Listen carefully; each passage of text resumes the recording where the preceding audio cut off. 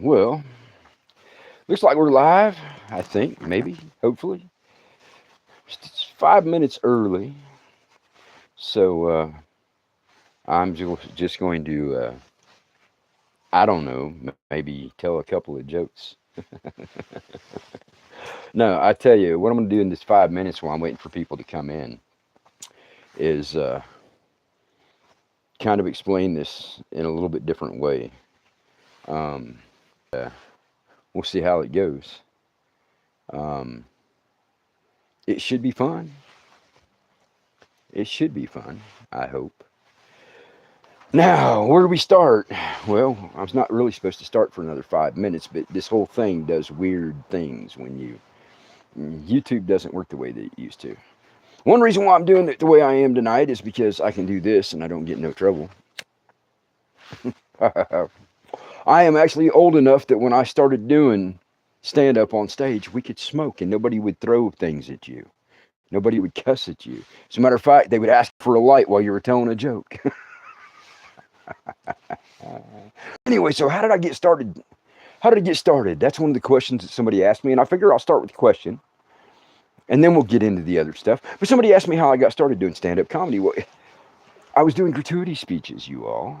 I had written books. I was doing gratuity speeches, and I was out with the guys. Now, I didn't always get along with those guys, okay? As a matter of fact, some of them had the complete opposite opinion that I did. So that'll tell you. And we had to ride in a van together. Our booker would book us at these conventions, and like we had like there was a few of them that had just a polar opposite view of things that I did, and we did not like each other. And then we'd have to share hotel rooms. Oh, you would be surprised how many times I got my own hotel room because none of them liked me. I didn't agree with what they were talking about. But anyway, they called me Trash Can Raven. Yes.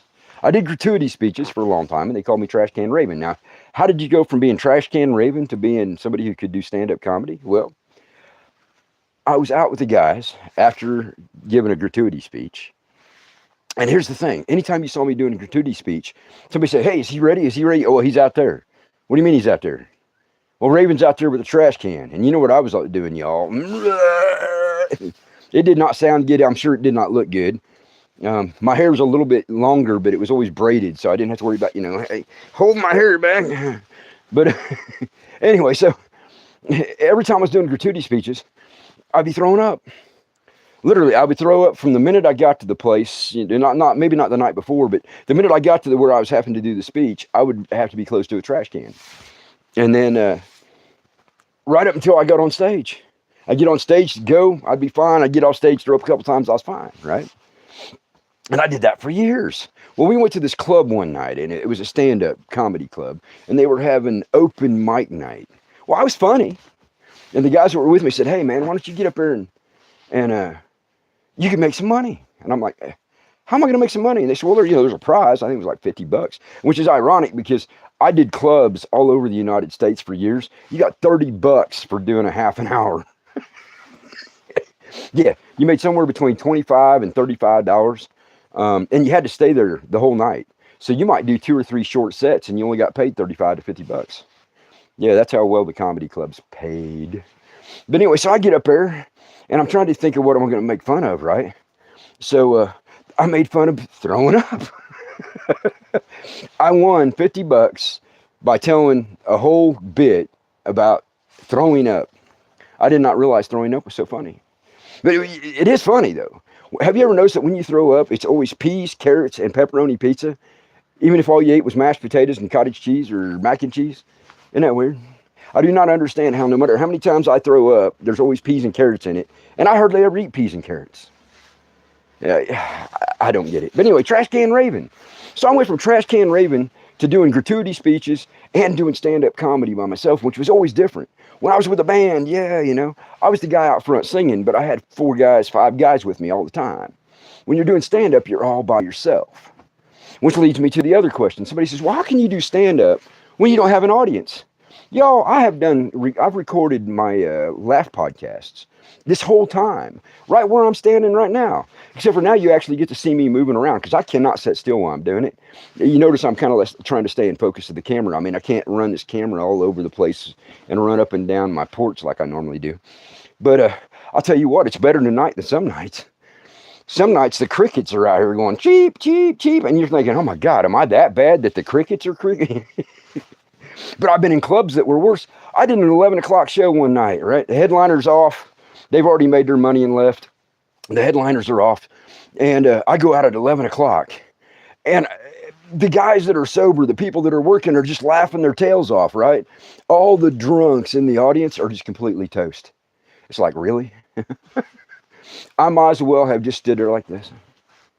Which is what you do, you know, it's stand up. That's the thing, stand up. Somebody like me should never do stand up because you're literally like this. I want to run back and forth. But anyway, yeah, I've done places that were worse than this. I've done clubs with 150 people in it, and not one person hears a thing you say. 2 or 3 people in the front might be laughing, and the bartender way back in the back is laughing. But everybody else is eating and drinking and carrying on, and they don't give a crap what you say.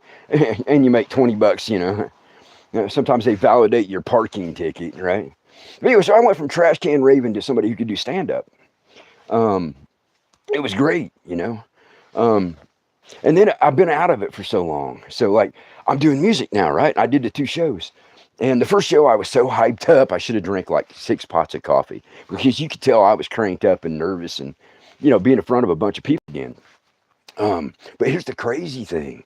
The second show went really smooth. I calmed down, settled in, and then I realized I'm doing this by myself. It used to be whenever I was singing, I always had a band of some kind with me. Now it's just me out front singing, you know, using my backing tracks, which is even harder than doing karaoke. Any of you ever do karaoke? Oh my God. Karaoke, you know, you go in there and you got that one guy that's like, wah! He sounds like the guy from Little Mermaid. Wah, wah, wah, wah, right? I mean, it's horrible. And then you got the one that's just smooth. It's like, hey, what do you say? Let's ride the rocket, right? You got that guy that's just smooth, man. He could do Michael Bublé, he could do Dean Martin, he could do any country music you wanted to. It's just awesome, right? And then you got that next one that gets up there and you're like, oh my God, give me another beer, right? I could always do stand up, and I could always do karaoke. Well, now I'm doing the Raven karaoke. You ought to try that. I got to memorize all the cuts in my music so that my lead vocals being over the top and in front of the background vocals don't miss time with the backup vocals that I recorded. It's like, oh, I actually have to think when I sing. That's not even right. You see me laughing, right? Anyway, so we're at that time of year, y'all. We have hit December and the snow is everywhere. My sincerest apologies to them people in Pennsylvania and up north right now that are getting all the ice and the storms. I love snow, though. Thunder snow. They had 15 places that had thunder snow today, man. Not only is it snowing so hard you can't see where you're driving, but the lightning lights everything up and blinds you too. Woo! But you know, this time of year is Jack Frost's favorite time of year because he gets to have his auctions. Jack Frost has an auction. Yes, he has what they call the pile-up auction. And sometimes it's just a city like Detroit or Michigan or Chicago or Grand Rapids or Des Moines. Sometimes a city will get in on the bidding, but most of the time it's a state, or sometimes it might be an interstate. But anyway, what Jack Frost does is he sends out an announcement that there's going to be a huge snowstorm, right? And he's taking bids. So what happens is you get 5 cars. I want 5 cars. Jack Frost wants 5 cars. North Dakota says 5 cars. Then Minnesota says, no, 10. And you say, I got 10, give me 15. 10, give me 15. Michigan says 15. 15, give me 20. 15, give me 20. 20. I want 20. 15, what 20? All of a sudden, Chicago tunes in and says, I'll give you 35 on the Lakeshore Express. I got 35, need 40, 35, need 40. Man, the last year, it got up to 115, and I thought, man, you can't beat that. 115 car pileup in South Dakota. Nobody got killed. Amazing. Michigan jumps in at the last minute and bids a fire on top of it. 115 cars in a fire. Jack Frost says, we got a winner. Holy crap. This time of year, I already seen that up north where the snow and ice and stuff's at, people are out driving on ice. You know, I'll drive in snow. I can get a car through snow, front wheel drive especially. But back in the day, we had spikes on our tires, spikes. We could get through snow. But I will not drive on ice. They had a 15-car pileup, and it was only about that much snow on the ground. I mean, seriously, y'all. We drove in snow. We drove in snow. We pushed the snow with the bumpers of our vehicles. Yeah, Jack Frost, he had those bets back in, but usually it was one or two off the road. What he didn't count on is back then we would stop and pull them back out, or at least pick them up and give them a ride home. But yeah, 115 cars plus a fire. What the heck? And we're just getting started this year. This year they've had 35 and I think 45.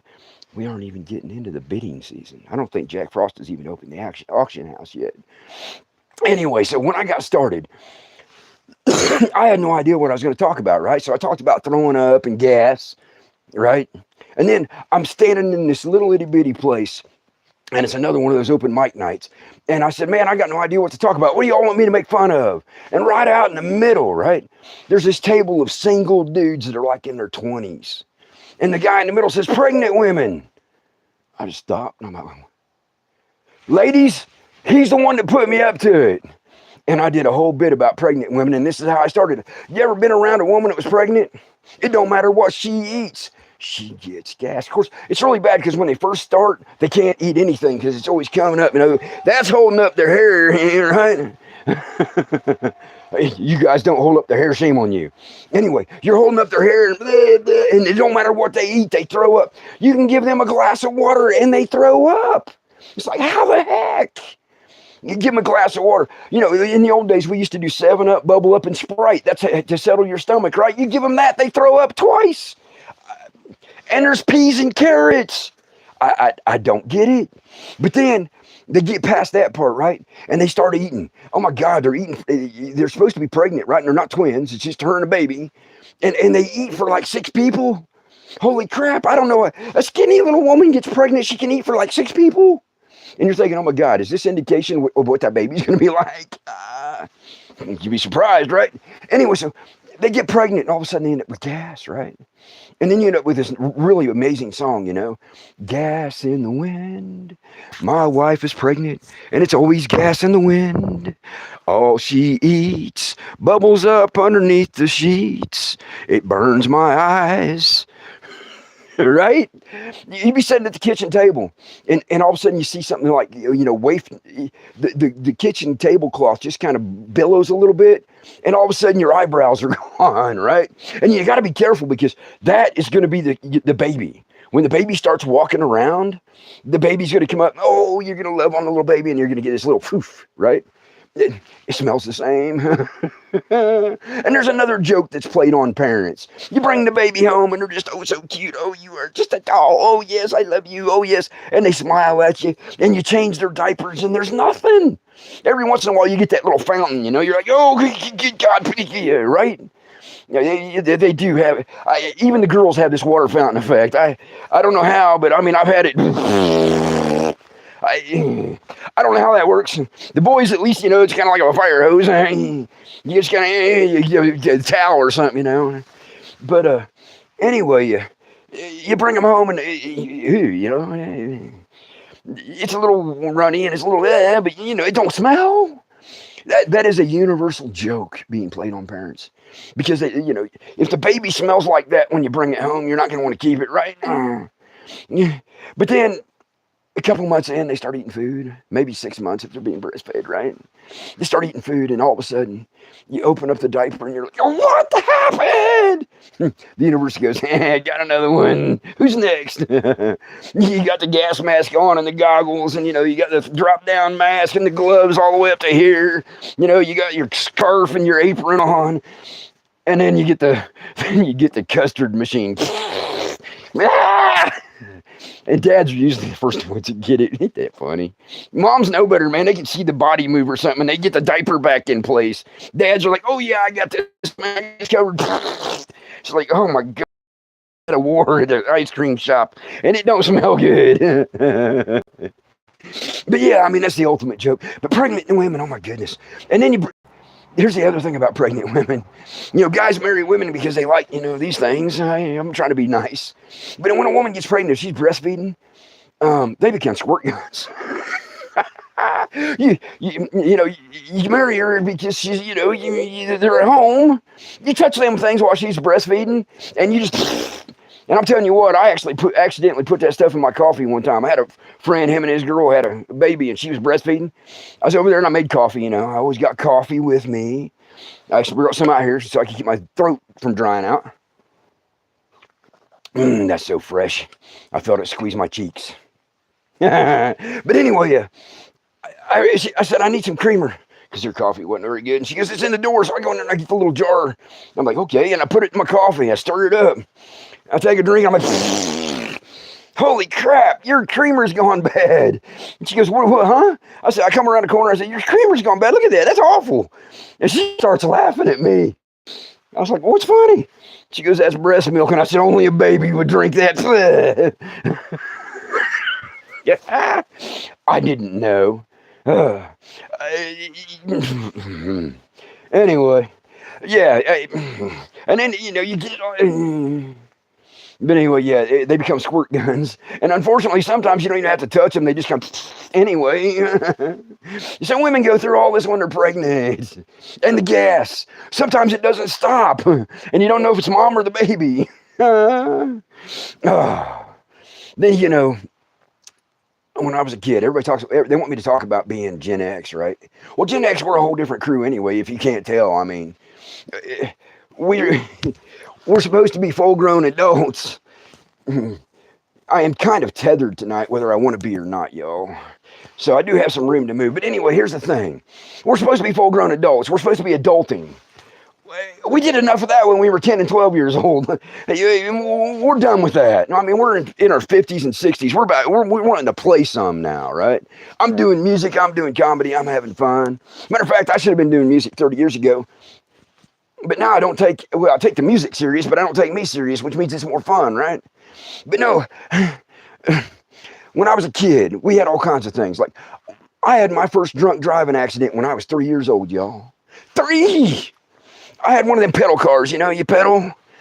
It was cool too because it looked like a 55 Mercury or something. I mean, it was an awesome little car. I can kind of still remember it. Now, it was spray painted because, they had to strip all the rust off of it and fix it because we didn't have any money. But I remember my granddad sticking me in that and he says, go like this. So I did. I went like this, man. I could drive that thing and it steered. I could drive that thing all over my driveway. It was great, right? Well, then he gave me grape juice. Well, you can't put the grape juice down while you're driving. Man, I go up the driveway drinking the grape juice and off into the ditch. I had my first drinking and driving accident when I was 3. My uncle and my granddad had to come over and pull me out of the ditch. Little did they know that they had started something. I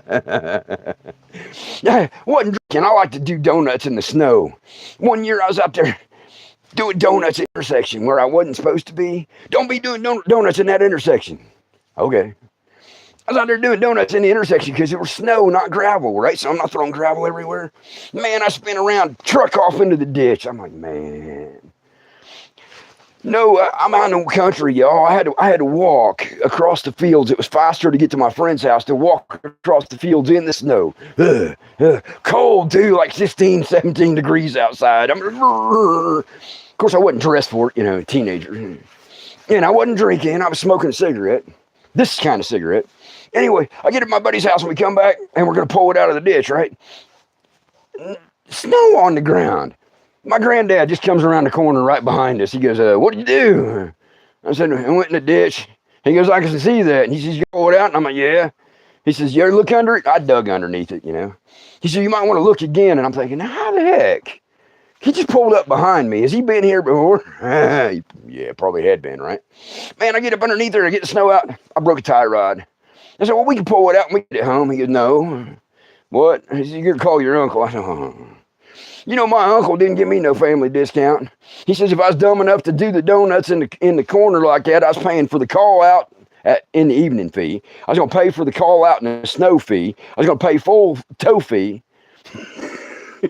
It cost me $80, and that was a lot of money back in. $80 to get my truck 2 miles up to the farmhouse where I had to go and get my butt into town to get the tie rods to fix it myself since I broke it. See, that's the thing about Gen X. We would do crazy stuff. Donuts in the intersection, truck in the ditch. But then we fixed it. That we had to pay the price for our insanity, right? Anyway, so here we go. I was a kid, 10, 11 years old. And I used to go out and I'd roll the hay and I'd roll the feed out for the cows, right? And I checked the water. Well, when you come back, the barn was about 150 yards from the house. And then the house, we had to water outside, we had to water inside, right? Let's see who all's in here with me. Hey, Deborah. Scott, man, what's up, bro? I'm trying to see y'all. That is like teeny tiny little writing. But anyway, so I come back in from the cows, right? And I had seen my granddad and my uncle out there in the barn, and my granddad was drinking water out of one of these little jars, right?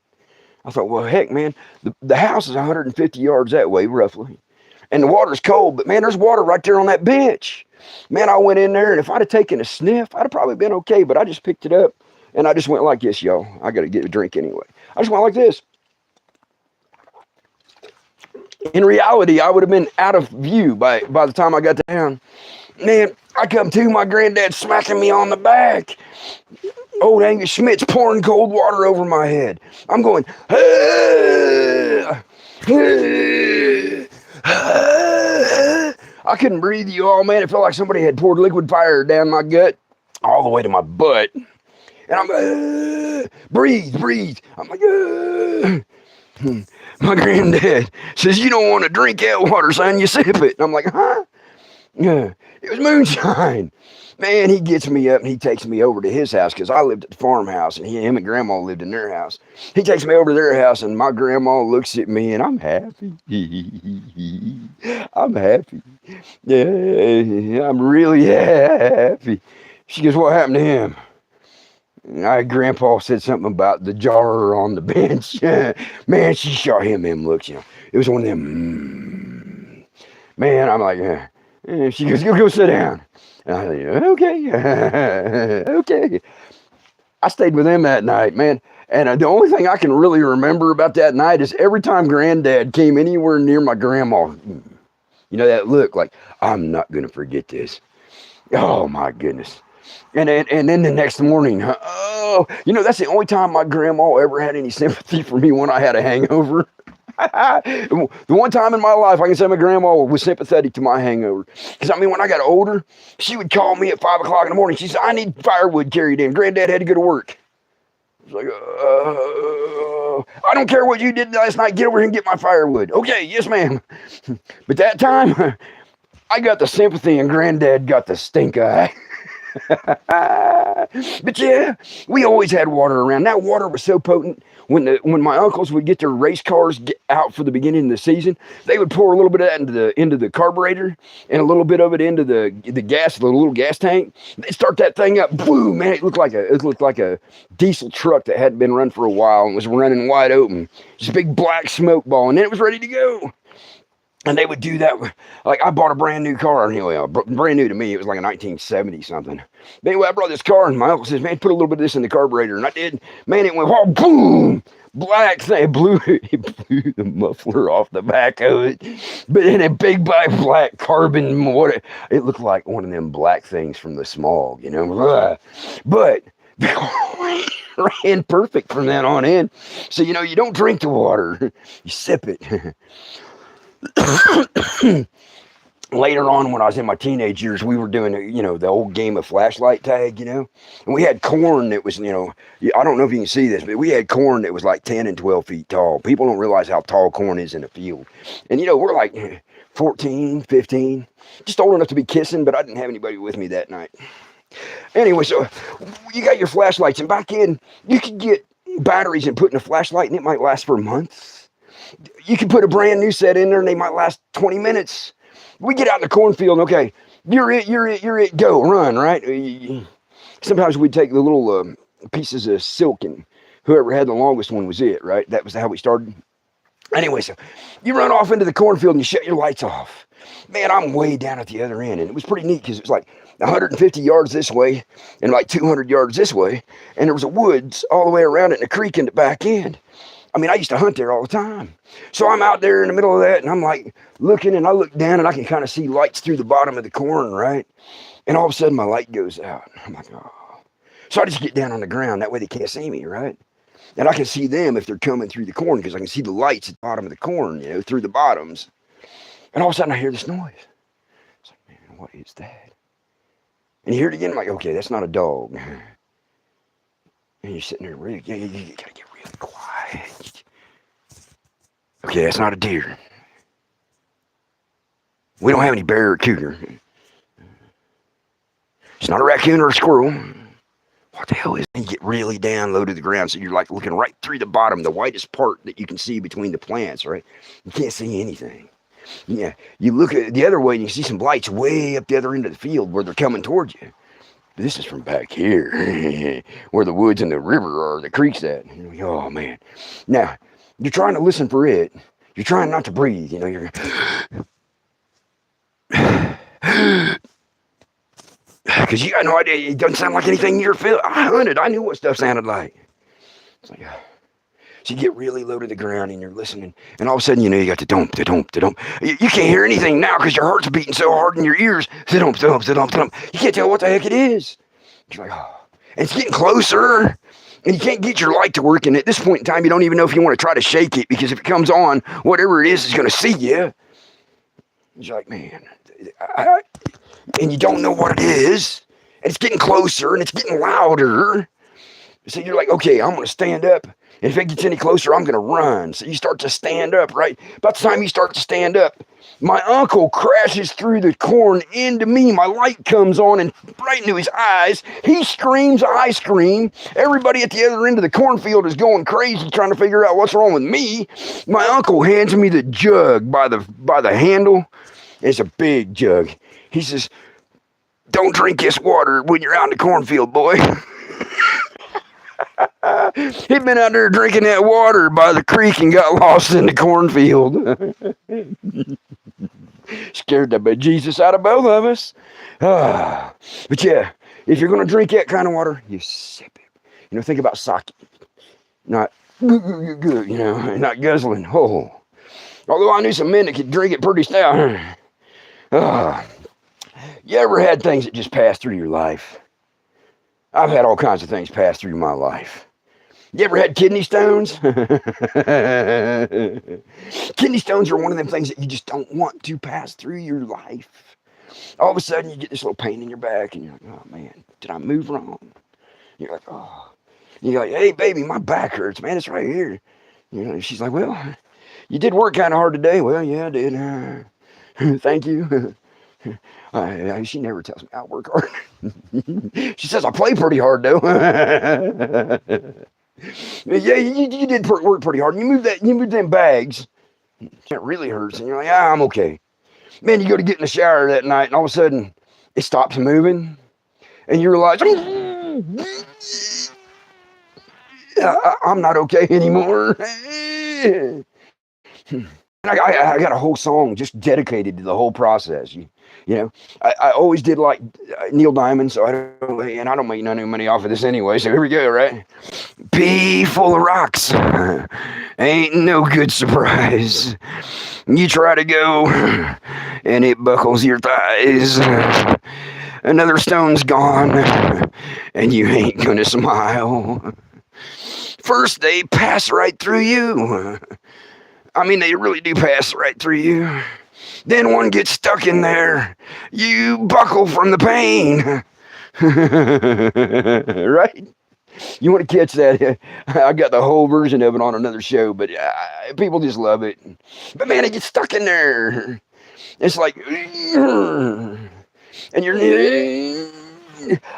I did not know that I was a triple jointed contortionist until I got kidney stones. No kidding. And then I drove to the hospital. Don't any of you make any of them bad comments down there. The nurse at the hospital was bad enough, man. I get in my vehicle, right? And it's a stick shift. I'm in a stick shift going to the hospital. And when that kidney stone would catch, I would put my knee up against the vent, the air vent blowing out. And I broke the air vent, pushed it into the into the dash. Can you imagine a cop going by me when I'm having a kidney stone fit? Got my knee showing up in the front window and my elbow up over my head, and I swear I had the leg on the gas pedal up around my head and back down to the gas pedal a couple times. Oh my God. And they say that is the closest that a male could ever get to having a baby. I'm telling you right now, if that's what men had to go through to have babies, there would be no babies. Man, I get to the hospital and I walk in and I'm like,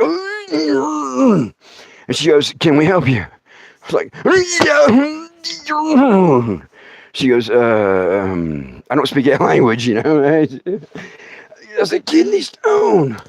She goes, "Oh, you have kidney stones." I said, she goes, "Well, how did you get here?"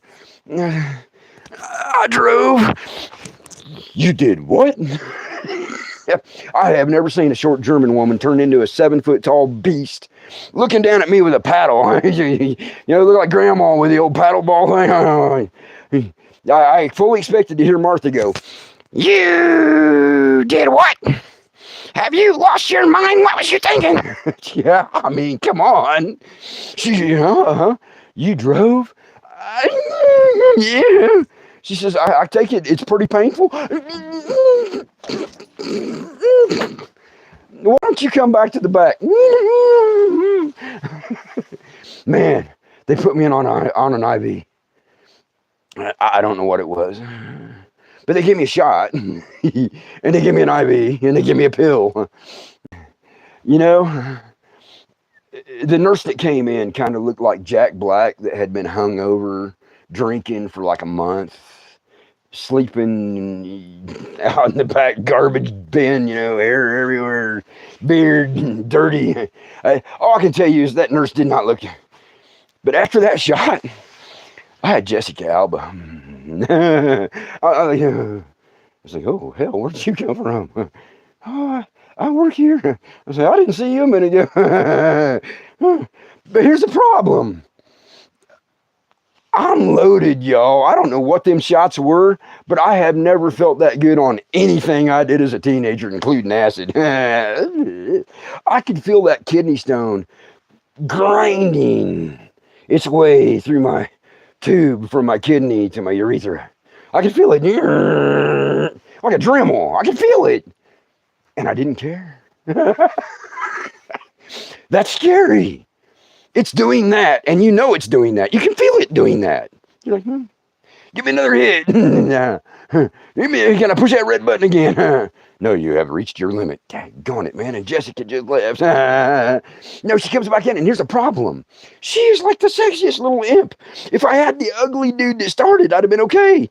But I am high as a stinking kite, and I cannot stand up. And do you know what you have to do if you have kidney stones and they've given you that stuff? You got to pee in a funnel. A funnel. Have any of you ever been really good and drunk? I bet you have, right? Y'all been good and drunk? I'm sure some of you have. You ever tried to pee in a toilet? A toilet. I got to pee in a funnel. And I got to stand up while I'm doing it. I'm one of the flirtiest guys you ever seen, but I'm high as a kite, passing kidney stones, and she has to hold me up so I can pee in a funnel. Would you be embarrassed? I mean, ladies, George Clooney holding the little funnel for you to squat over? Come on now. Glad I didn't see her when I had to check out because I wasn't stoned anymore. Although when I passed the big stones and I was fine, they let me go. And your parting speech from your doctor is this: "Okay, you're going to pass more stones, but we're going to give you this, and that'll make the things dilate so it'll pass through. And we got some painkillers for you." And I'm like, "Oh, God." Right? "But now you might bleed a little." And I was like, "Well, you could bleed a lot because, it's tearing stuff up as it goes through." And I'm like, "Oh, how nice." I have a sandblaster coming from the inside, blowing through all my piping, right? And oh man, I'm telling you, it wasn't bad because they give you the stuff that dilates everything and it passes. But man, I was peeing BBs. I'm not kidding you. I could have took it, stuck it in my Crossman, pumped it up, and killed a rabbit. That's how. but I drove myself to the hospital. A Generation X thing, I guess. I don't know. But anyway, something else that passes through, right? Oh, wait. I'll get to that here in a minute. Have you guys ever been nailing stuff up, I used to frame houses all the time, and windows, and I'm a rough carpenter. I like to do the framing and get it dried in, and then let somebody who's got the patience to do the finish. I know my limitations, right? Anyway, so I'm trying to get this header back in over the window, right? And and all of a sudden, I don't know why I did it, but y'all know what I'm about to do if you've ever done this. I was like, oh man. I looked. I saw the hammer, right? But I saw my thumb. You're supposed to look at the nail, not here or here. Man, I looked at my thumb, and you already know what's going to happen. The hammer goes where your eyes go, and you can't stop it. That's the problem. You think as slow as it begins to move, you could stop it somewhere, even if it was like right up against your thumb. You would think that you could stop it, because once you look at your thumb, it just slows way down, right? Until it gets about here. When it gets about here, it goes these 8 exhaust pipes, right? And these flamethrowers and this giant turbocharger, the hammer. Because when it gets about 1 inch from your thumb, 2 inches maybe, it just bam. And you're like, oh. Well, in my case, I'm looking at my thumb and I'm like, boy, that looks really weird. Because I got a strap on my hammer. It's like, man, that looks really weird. And the dude over here goes, what the hell's this, right? And he gets like this on his face, and he's like, holy crap, what is that? And I'm looking at my thumb, and then I look at what he's got on. I said, that's my thumbnail. He leans out the window he's working on and throws up. Dude's 6'5", beastie, right? He realizes that my thumbnail has hit him in the face and what he's holding in his hand. And he goes, and all the rest of us were just laughing. Somebody said, man, that's going to hurt later. And I'm like, yeah. I finished the day, man. We got it cleaned up and bandaged up. Man, I finished the day, holding the nails like this. And peace, man, peace. I had a great day.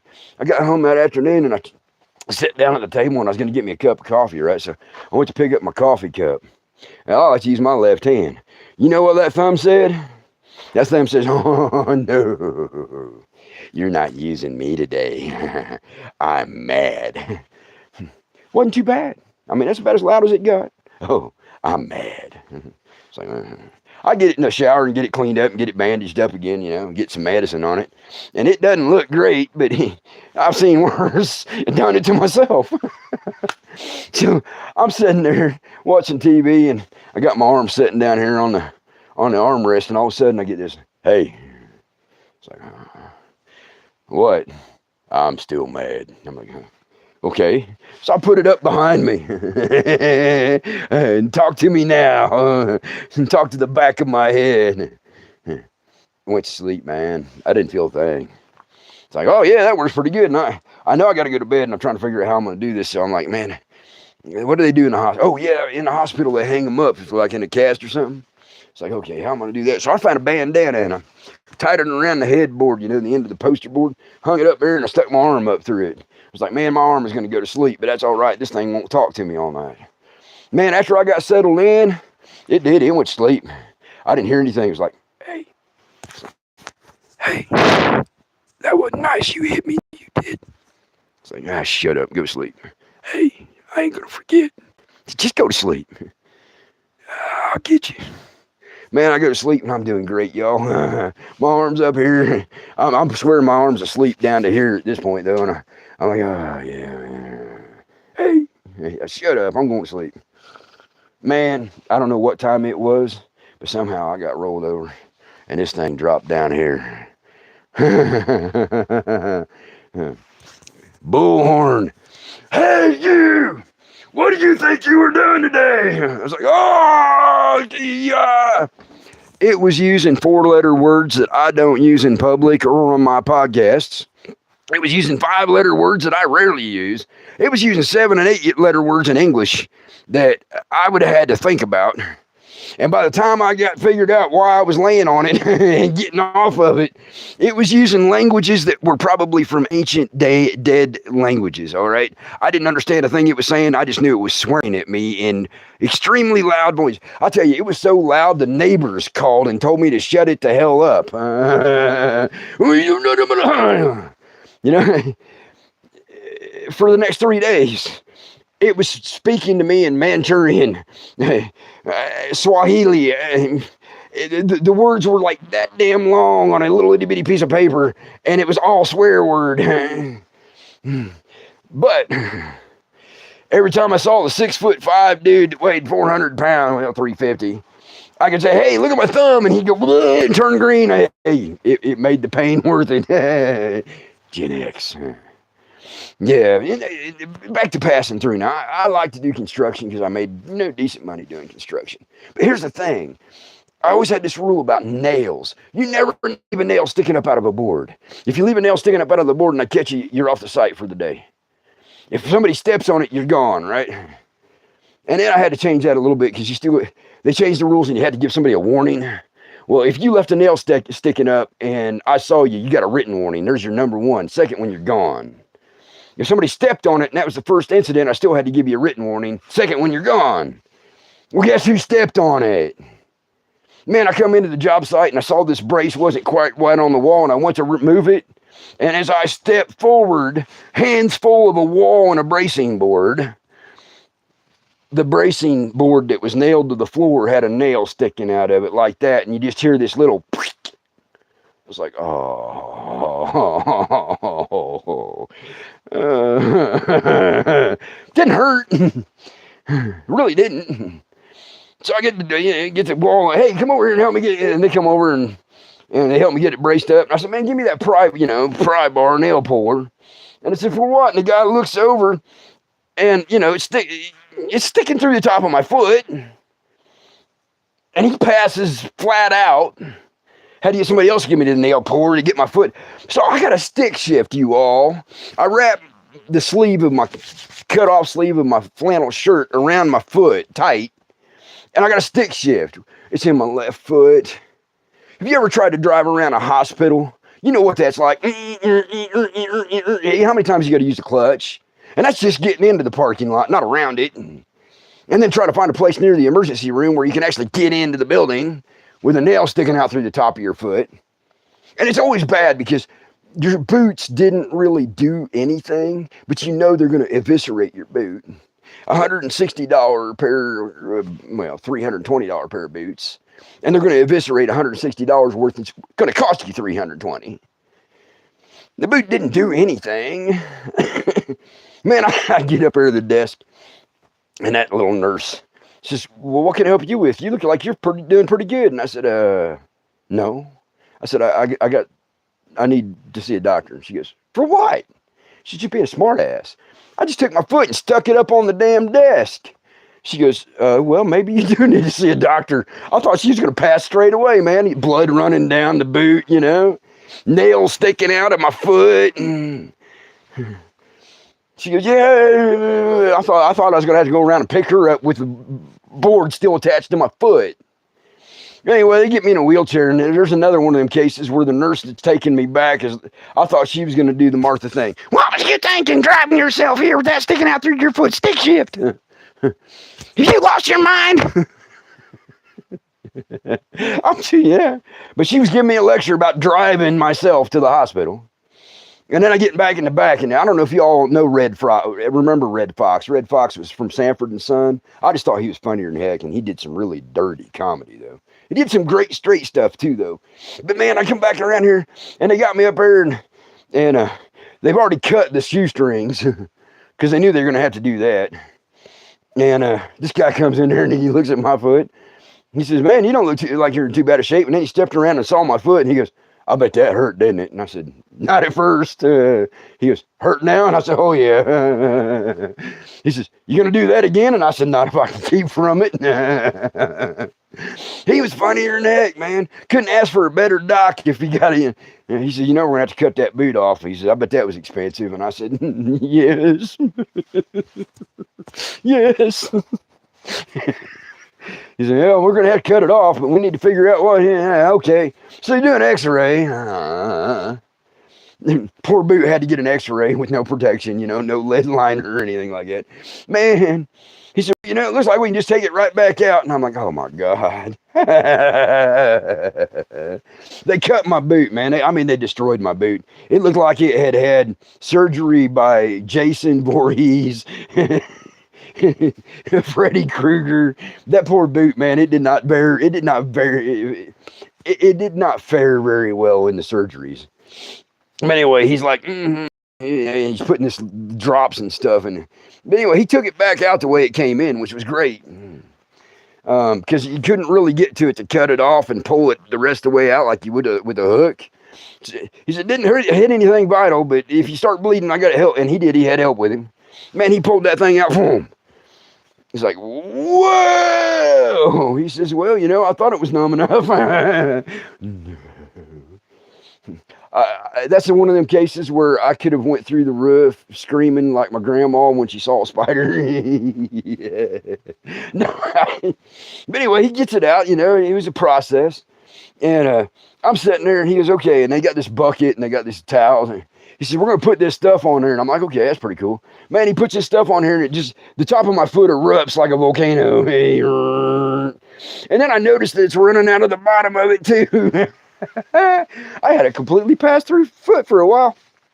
Oh, man, there's another one of them cases where even at the doctor with them doing all the crazy stuff and cleaning it and pouring the stuff in it and turning my foot into a volcano, two sides. Actually, it looked more like one of them novas and nova explosions. If I could have turned my foot sideways, we'd have got one of those, right? Then anyway, I got home and it wasn't too bad. I had it propped up on the footstool. It wasn't too bad. I was thinking, man, how am I going to sleep with this one? My arm was bad enough. My thumb. And I thought, man, I'll just put it up on a bunch of pillows. So I did. I put it up on a bunch of pillows, man. It was great. And it was, kind of talking to me. It was like, man, it wasn't my fault, dude. Tell my foot, it wasn't my fault. It just wasn't my fault. It was his fault. Anyway, so at some point in time that night, I rolled over, and I swear for 3 city blocks, everybody woke up when it started screaming in Russian and German and whatever other harsh language you can think of. And I know it was cussing at me. Arschloch was one of the things it called me. But no, man, it hurt. Oh. And it hurt for days. And I had to pour stuff in it when I changed the bandage and watch it, bubble and... Anyway, yeah, man, passing through, all kinds of things pass through, right? Kidney stones, nails, some things just shoot away. I was opening boxes one time, and that's probably the worst pass through I ever had. Hey, you ever been opening just boxes? It doesn't matter if you're working at home or whatever. So, Amazon is really strange, man. They'll send you a box that has 8 boxes in it. And those 8 boxes might have 4 more boxes in each one of those. It's weird. Recycling? Maybe we're the recyclers now. But man, I was passing my hand through one of them boxes one time, and the big gold staples. Somehow I didn't get one of them, and it was turned this way, and my hand was going that way. I still got the line on my hand. That was a pass through that really hurt right then. Okay, let's see. I got a request for this one early by email, and I was going to do it anyway because I don't get a chance to do it very often. But I was working building cabins out west, and we had this base camp. And in the base camp, we had this open 3-sided cooking area that we could just take down and move with us. It was really neat. It was like a posting beam, had a big wood stove, and we had a big wood hearth. And because of the way things were back then, we didn't have cell phones, and up in the mountains, it didn't work anyway. We had a telephone, hanging on a pole. And I'm over there, and I had stayed in that day and cleaned up and got the garbage down to the bear-proof containers to be picked up and cleaned up camp and I was actually starting supper for everybody that was coming back in from the job site. I wasn't going to the job site that day. Man, getting supper ready, and all the guys come in and they're tired. They're sitting around the fire and BSing, and I'm over there trying to get in. And the guy that normally is cooking coming over to make sure I ain't messing up their supper. The phone rings, and I'm looking at them because I'm cooking, and they ain't moving. They're tired. It's like, all right, I'll get it. I go over and get the phone. I answer the phone. Hey, Raven. Yeah. Hey, can you come over here? I think I got a bear in the shed. And I'm like, what? Yeah, I think I got a bear in the shed. Where's? She goes, yeah, he's at work. He ain't gonna be back until in the morning. Oh, he got night shift. Yeah. All right. So I hang up the phone and I pat the dude on the shoulder. I said, can you finish this? Yeah, I'm gonna go. So I go and talk to the guys. They're all sitting around and they're tired, man. I'm like, can one of you guys go over and help her? She thinks she's got a bear in her shed. And they're like, I'm like, all right, I'll do it. So I go over and I get my truck. Now I go over the hill and around the corner and over the next hill and down through the valley and across the bridge and across the next bridge and into the next valley and over the hill. So over the hill and across the bridge and into the next valley I go, right? I get to her place. I got my truck and I just happened to look up my mirror when I pull into her driveway and I got nothing hanging in the back glass. Now you got to understand, I was a guide, a hunting guide, and I carried my guns in there. Trust me, back a different time then, y'all.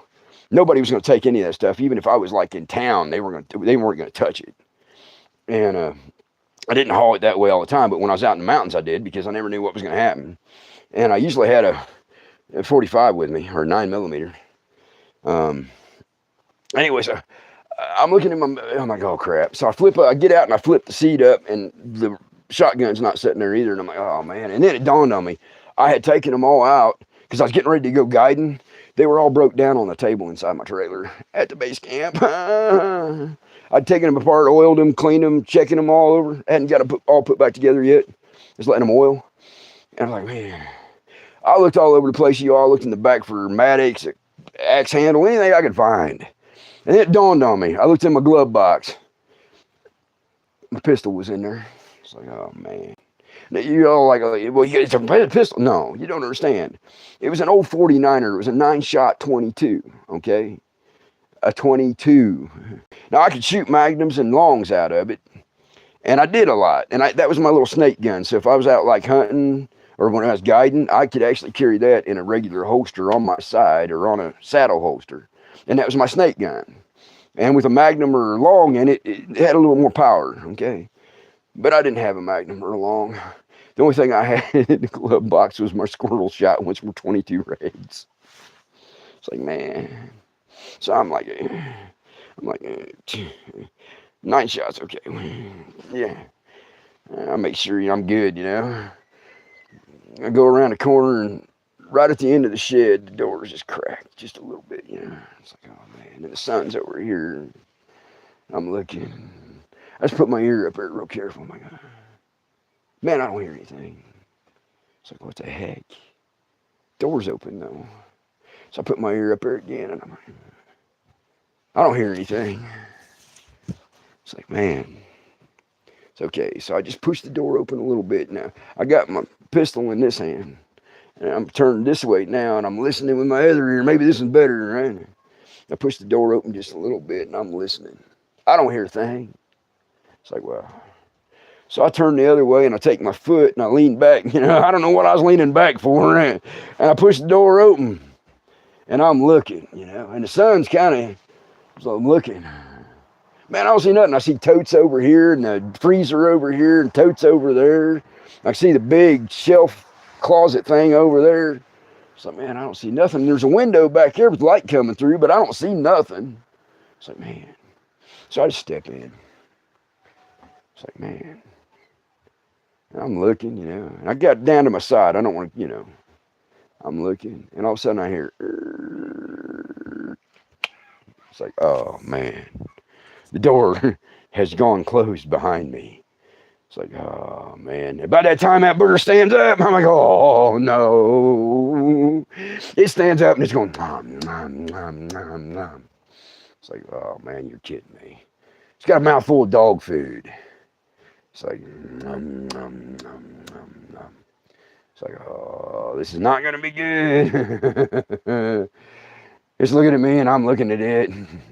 And have you ever seen The Good and the Bad and the Ugly? Because the music started immediately. It's looking at me, I'm looking at it, and I'm hearing ma ma ma ma ma ma ma ma wah wah wah, you know. Do do do do do do do do. Now, there's only two of us. I don't know if we were the good and the bad and the ugly and the good. I got no clue. There was only two of us. I'm thinking he was the bad and I was the ugly at that point. But he's looking at me and I'm looking at him and he just drops back down. Stands back up and he got a whole mouthful. Looking at me like I'm part of the door or something. And it's chewing slower, and it's studying me out, and I'm studying it out, and I'm like, man, I got 9 shots. I don't know, 20. I don't know what the heck I'm going to do, because from the distance it had to run on me, I didn't even know I could shoot it. And it's looking at me, and I'm looking at it, and I didn't have a hat to adjust, and I didn't have a holster to get straightened up. It obviously didn't have a holster, but it had claws and teeth. And it's looking at me, and I'm looking at it, and it kind of looks down beside it, and apparently it's full. And it's looking at me, and I'm thinking, okay, this is going to hurt. The music's going again. Do-do-do-do-do. And I'm like, oh, man. I'm like, oh. I'm trying to figure out how I want to stand and get hit by this bear as it's coming to get out this door. No matter what, it's going to hurt. If it hits me head on and puts me through the door, it's going to hurt. If it hits me with its teeth and claws, that ain't going to be much better. No matter, I'm going to the hospital, right? I'm thinking, okay, I got 9 shots. It's getting all 9 of them if I'm getting teeth and claws. So I just square up on it like this, I figure I make myself a little thinner and get this thing in front of me. Man, about that time, it kind of does something. I don't know what it was. And I thought it was coming like this. That's what they do. And if it would have just dropped down, it would have been close enough to, I should be shooting it in the top of the head. I'm thinking, okay, I can drop on my butt. And I'm thinking, oh, hell, that's stupid, because then it just plows right into me teeth first. Man, it moves and I move. Next thing you know, I'm like, bang! I'm just like, my jaw must have been on the floor. I was trying to figure out why I wasn't in pain. I was trying to figure out why I wasn't laying on the ground outside screaming for an ambulance. And it dawns on me, that little itty bitty window in the back of the shed, I couldn't get through at the time. My shoulders wouldn't have fit. That bear's butt had just gone out through that, and I had just shot it in the butt. Not like that old John Candy movie where you shoot him with a shotgun and all the hair comes off, and it's a bald butt bear. I'm sure I stung him, though, in the butt, maybe. But y'all want to know how to win a gunfight with a bear? I just told you. I will not do it again. No. Now, the other problem that we had with bears out there in Colorado, and a couple other places, but in Colorado specifically, is they like to come in and steal your food. I had a buddy out there, we just call him Old D. Old D had this beautiful trailer, and he was part of my crew, man, mostly clean up and help with, finish cutting and stuff like that. But great, excuse me, I did not know I ate a frog. But anyway, Old D was a great guy, man. He was fantastic, but this bear just took a liking to his food. And it would get into his stuff. It would get into his sealed storage stuff somehow. We were trying to figure out how to get that. One day when we were gone for the weekend, we come back on Sunday night, and that bear had just taken his trailer apart. It looked like 6 tornadoes, a hurricane, and a tsunami had come into his trailer and had a WrestleMania. I mean, everything, the cabinets were tore down, the counters, the sink was ripped out, the fridge was turned out, the table and chairs were all, like I said, 4 hurricanes, a couple of 8 or 10 tornadoes, and a tsunami all had a Pier 6 brawl inside his trailer, and then blew the trailer out at the same time, because both ends of the trailer were ripped to pieces. Anyway, so he's like madder than hell. He had to move back into his old trailer. We actually had to go 250 miles to go get it. But we got his old trailer and we brought it up, got him set up, and he was just madder than fit to be tied. Well, we had this stuff that we called Too Hot to Eat. Now, I found it at a roadside shop. It was called Too Hot to Eat, and the guy says, man, I'm like, what do you mean? And he says, well, because we like to have chili when it started getting cold in the fall, and especially in the spring when it was still starting to warm up. And I always put a little bit of hot sauce in it just to give it a little fire, keep you warm. He said, man, you got to be careful with this stuff. And I'm like, why? And he said, man, you're making a big pot of chili. You don't want to put 6 or 8 drops of this in there. And I'm like, what? He says, well, try it. I said, man, y'all, I took my finger and I put my finger like this and just tipped it. That much. On my tongue. It's like, whoa! I swear I had smoke coming out of my ears and my eyes and my nose at the same time. My hair probably looked like, Ifrit, man, fire coming off the top of my head. It's like, whoa, my whole mouth and nose went numb and my chin. And he says, see, I told you. And I'm like, oh, yeah. Cool guy, man. He had the cold milk. Anyway, so this stuff is hot. It's called Too Hot to Eat. And I would make this giant bowl of chili. And I'm not kidding y'all. I would make this big pot of chili. It was like, let's see, 8-10 gallons. And I would put like 6 or 8 drops of that Too Hot to Eat in it, and it would fire it up, man. Every time it hit, you could see it's like an Acme cartoon. Every time a drop would hit, you'd see the little nuclear explosion come off the top of it. One night, one of the guys come in with us, and he was that tough, I'm tough. I love chilies. I love peppers, It's like, he had a bowl, about that big. I mean, it wasn't small. And he put like 5 or 6 drops of it in there. He just ate it, man. So you all right? And he goes, yeah. And I'm like, oh my God. Yeah, he must be tough. I can tell you a drop on my tongue. Now I damn sure didn't put any in my bowl. Man, he comes back over and gets another big bowl of chili. And he says, I said, man, I wouldn't do that if I was you. And he's like, oh, he put like 5 or 6 drops in there, covered it up with crackers and stirred it all up. And he went over and ate the second bowl. Man, about 4 o'clock in the morning, I go down to take care and restart the fire because I got to cook breakfast in the morning. And I build a little fire, and then we take them embers and put them in the cook stove, right? And I hear this, I swear, man, it sounded like, I don't know what to describe it as. It kind of sounded like a really quiet banshee up at the outhouse. We had custom outhouses, though. They were recyclable. Not like the old hole in the ground things. We actually had cisterns on ours. But anyway, you just hear him. Yeah, I swear he was bawling, y'all. Because he was up there, sitting on the outhouse. And it was fire going in. So I can imagine what I didn't eat that much, and it burnt coming out on me. For him, it was probably taking every bit of the hair from his butt all the way to the top of his neck off, right? And down his legs, too. Holy crap, we saw him in the morning, and he's like, oh, I'm never doing that again. I mean, he was almost crying when he's telling us. And his eyes were still watery. He said, man, I feel like somebody poured alcohol down one side of me and sprayed it up the other side of me and set it on fire from one end to the other. I tried to tell him. It says too hot to eat. Man, old Dave now, back to that story. I was getting ready to go into town on Friday. We all took Friday off, and we were going to have a 3-day weekend. I wasn't going to come back till Sunday night, right? Old Dave says, well, I'm staying here this weekend. He said, I got to get all my stuff repacked in the trailer. And I said, okay, man, you need any help? No, go. So I take off, and I go to town, right? He said, well, I figured out what I'm going to do with this bear. Oh, I got no clue. He says, man, can I have some of your Too Hot to Eat? I said, man, you don't want to use that. He says, I said, you don't even eat that. He said, no, I need some. And all right. So I gave him the bottle, I gave him the little bottle, right? So I'm like, what? I said, well, just take what you need. And I left, man.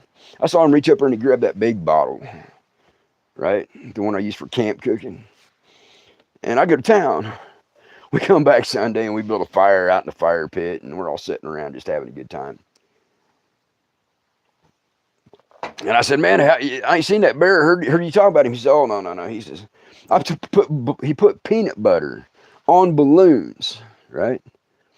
And put them all around the place. That way, now, my brain being my brain, I thought, well, blow up a balloon tight. The bear goes after the peanut butter and the balloon pops. Scares it, right? You put a little bit of bear spray or a little bit of pepper in it, and that'll scare the hell out of the bear, right? So that's what I would have done. Man, we're sitting there around the fire, and I'm out here on the end. Now, they got a guitar over here on this side. Over there's a guitar. And I'm over here on this end. And I'm bringing the wood in and throwing it on the fire. And I'm sitting kind of over by myself. And all of a sudden, I hear... I'm like, what the hell is that? First thing in my mind, I'm looking over toward the outhouse, right? Nobody in there. It's like, wow, man, that's weird. I'm sitting there and I'm getting me a drink of coffee, and then I hear it again. It sounds like it's way up on the hill. It's like, what the hell? And then I look over and old Dave's sitting kind of across from me, but he's in a quiet spot, and he's looking up on the hill. It's like, hey. And I kind of, mouthed it. I said, what? And he's looking up at the hill, and he looks over at me. I said, what? He looks, and we hear it again. I'm like, what the hell is this? You know? And Dave looks over at me. He goes, too hot to eat. He just mouths it to me. He says, too hot to eat. I'm looking at him. And then all of a sudden, it just dawns on me what is going on. He took all them balloons and put peanut butter on them. And he poured the too hot to eat in the balloons. And the bear ate them all. Man, I hear it again, and this time it sounds like a banshee that's been run over by a wraith or something, or a wraith.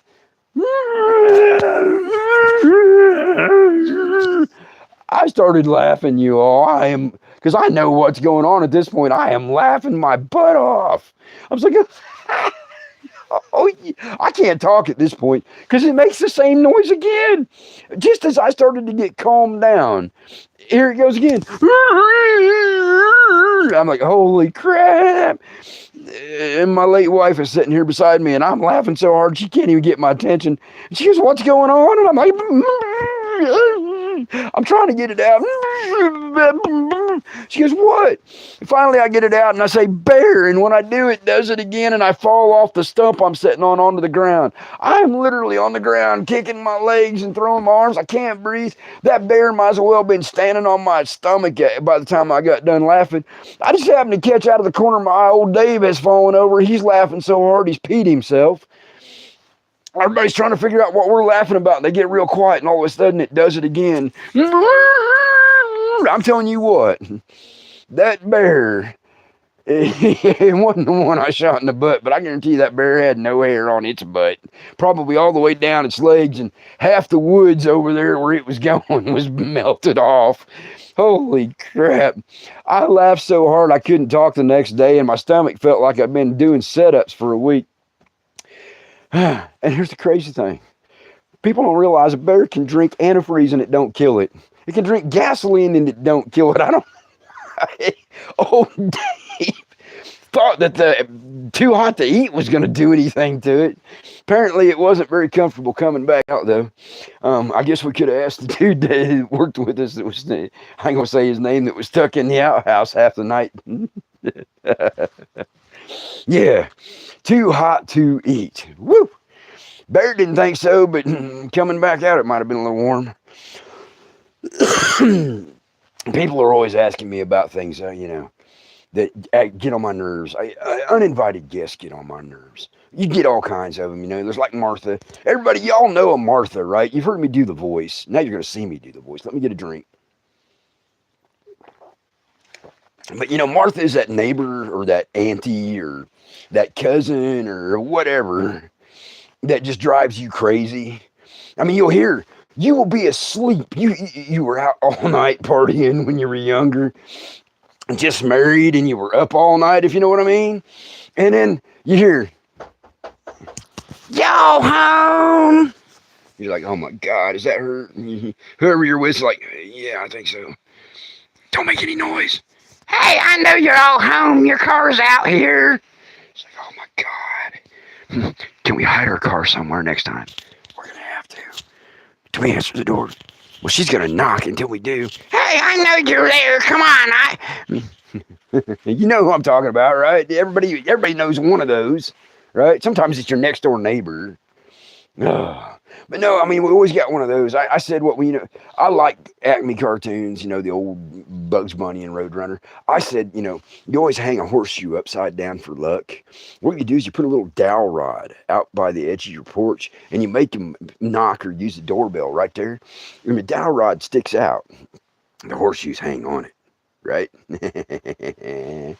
And then when they show up unexpected or uninvited, you just got a little cord inside your house, and when you pull it, there's a little pulley, and it just pulls it out and drops one horseshoe at a time until they leave.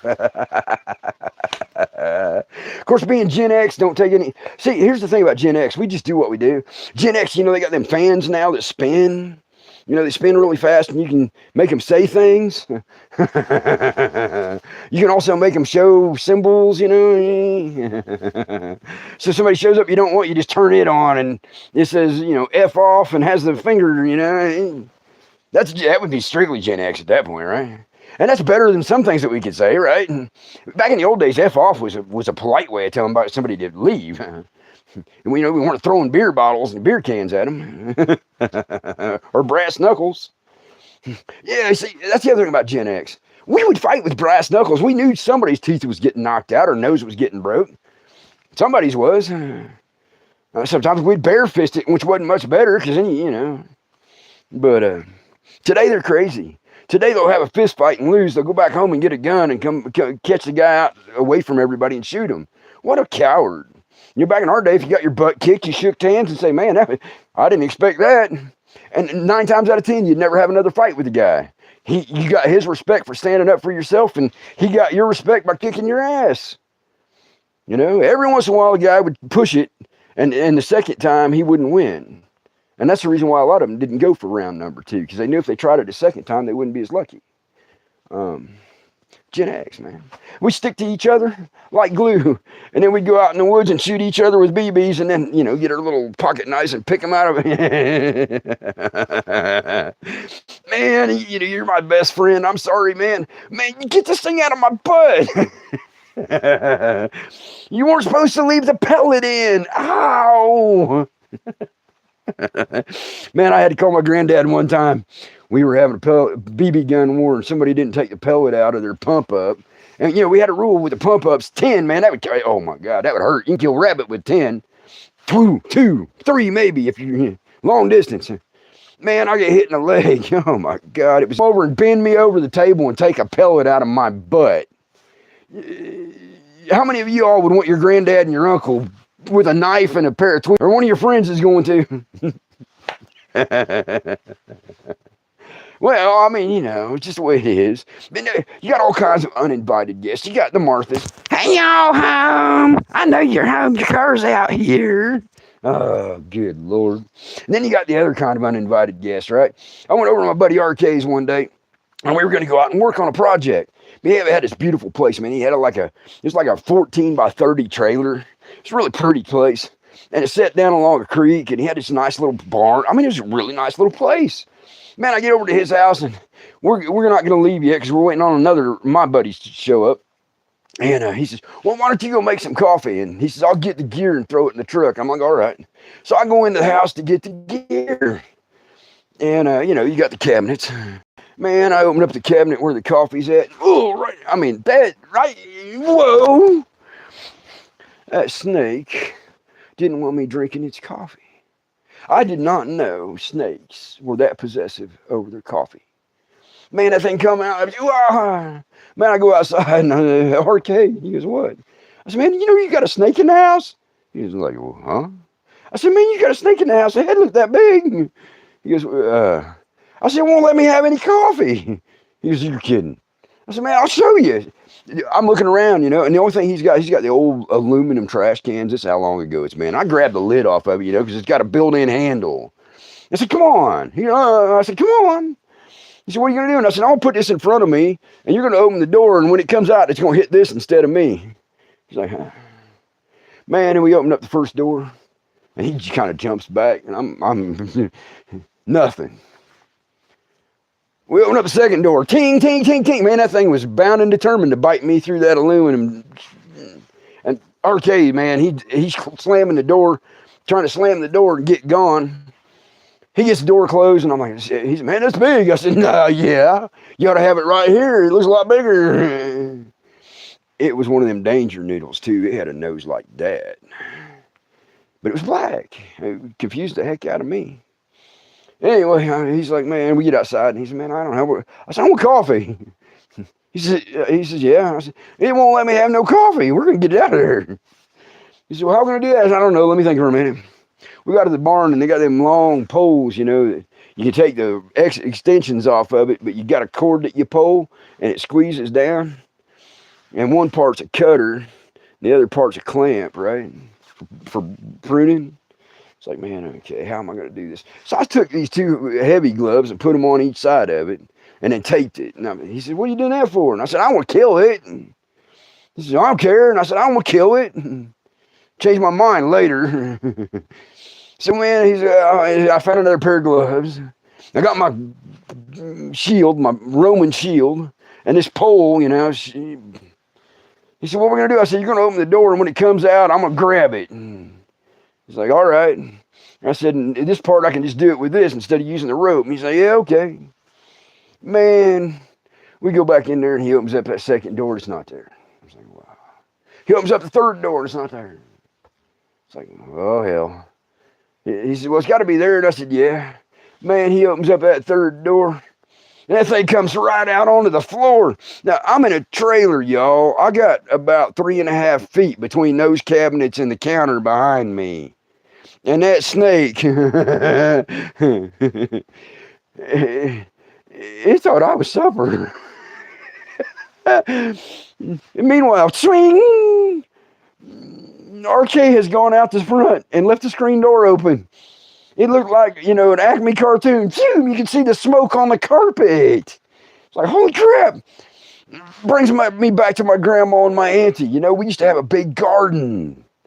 Man, we'd be sitting up there on the porch, and auntie and grandma would be out there working, and we would be doing whatever they had us doing, usually snapping peas or sorting seeds or whatever we were doing, and they'd be out in the garden. Man, all of a sudden the river dance would start, or at least my auntie, the river dance would start. My grandma would be like a jingle dance. 10x speed, I'm telling you.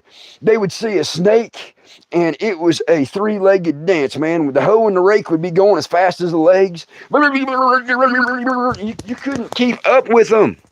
See, I don't sit still when I do comedy. This is getting rough. Anyway, they would be out there, man. They would kill the river dance performers. They would never survive it. And I'm telling you what, I've seen a lot of really, you know, good dancers in the regalia. They would have put them to shame. Sometimes they would see spiders and they could outrun it. You pick the best, Bruce Jenner, triathlete. Boom, they would just, decathlete. They would just blow past him on his best day. Oh, wait a second, that's Caitlin now, ain't it? Never mind. But no, they would do the river dance and the jingle dance out in the garden. And then they'd come running past you. Get that snake. Man, you'd go out there, and it was snake burger.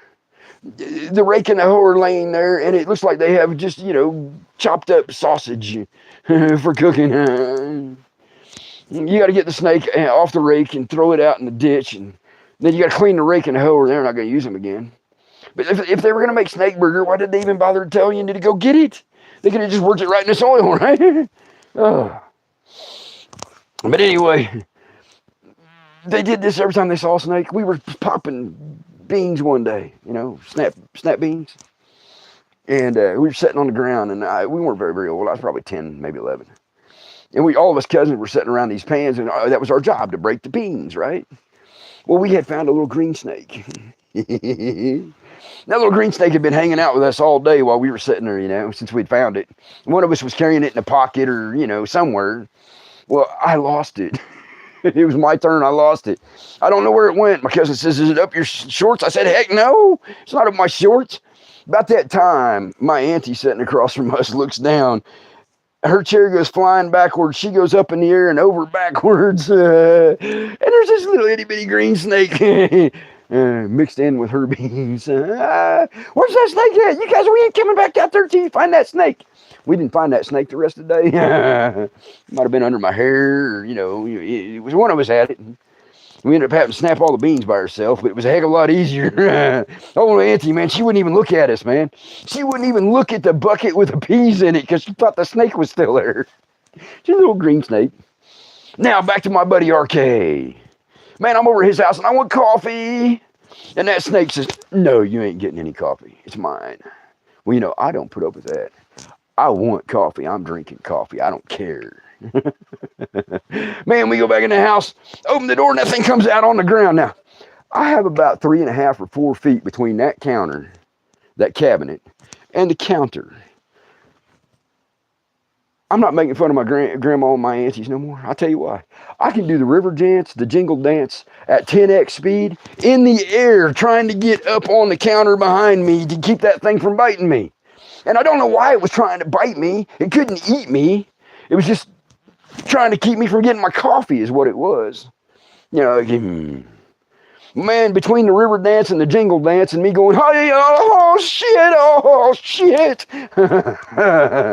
I finally got the clamp on it. And, you know, them snakes do not, when they get that big, it's hard to hang on to them with anything.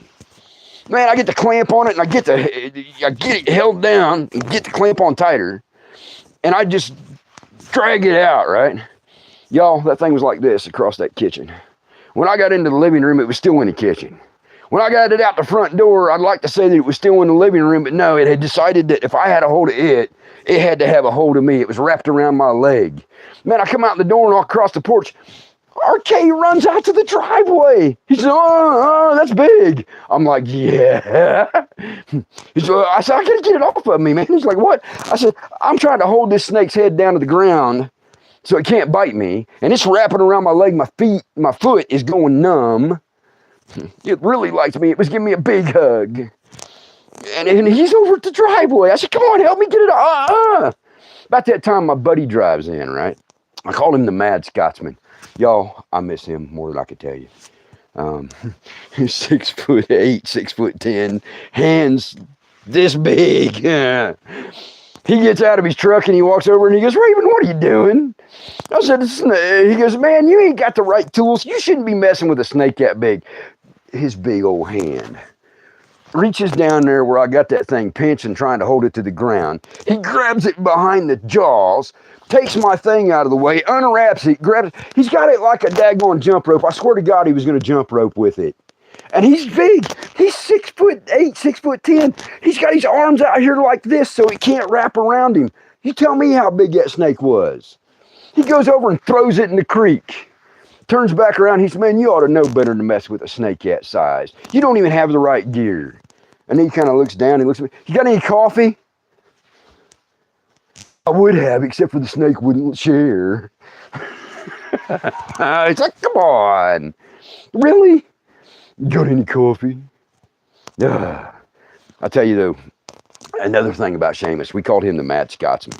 If you've ever been to a rendezvous back in the 80s and 90s, just think about 6'8", 6'10", red hair, a guy that could swing a broadsword through a watermelon, turn it back around and come back the other way and splatter everybody in the front of the audience just like Gallagher used to, and laugh while he was doing it. We were at a rendezvous. A bunch of us natives had our tomahawks, right? I had the old school, the iron tomahawks with the small handles. Man, I could throw them things and sink them all day long. And we used to bet on it, right? All the time, we'd bet on it. And then we had some of the guys that had the more customary ones. We had the guys that had the more military style ones. They're all great once you learn how to use them. Man, we're all sitting there throwing, you know, we got the rings painted and we're betting. All of a sudden you hear a helicopter from behind you, right? That's all I can describe it as. Whoosh, whoosh, whoosh, whoosh. He throws that big broadaxe of his right through the separation of the group, hits our round, and it just breaks it right in half. He says, I win. Of course, we all had to give him the money, right? That's how I met him. Anyway, so snakes and spiders. Now, any of you all ever remember the 5 and dime spiders that you could get that were like little rubber things, little hard rubber spiders? And, you know, you pay a nickel for them. Sometimes you get 3 of them for 10 cents. Well, they had these big ones, right? And I say big because it would have been the palm of my hand now. I was smaller then. Man, I bought one of them. It cost me a dime. And I thought, man, this is great. Big spider, you know? And I wasn't really thinking about my grandma and my aunties at the time. I was thinking about my cousins, man. I had cousins. I could just drive them crazy with spiders, right? Or the rubber snakes. I used to get rubber snakes and I just drop it on one of my cousin's foot and watch him scream and run off, right? No, I'm sorry. That wasn't me. It was somebody who looked like me, but it was my cousin. I never did stuff like that. Anyway, so I bought this great big rubber spider, man. We just had a blast with it, but it was getting boring, right? It was in the morning. It was getting boring. See that? Isn't that crazy? I was nowhere near that. Hang on a second, y'all. I'm still here.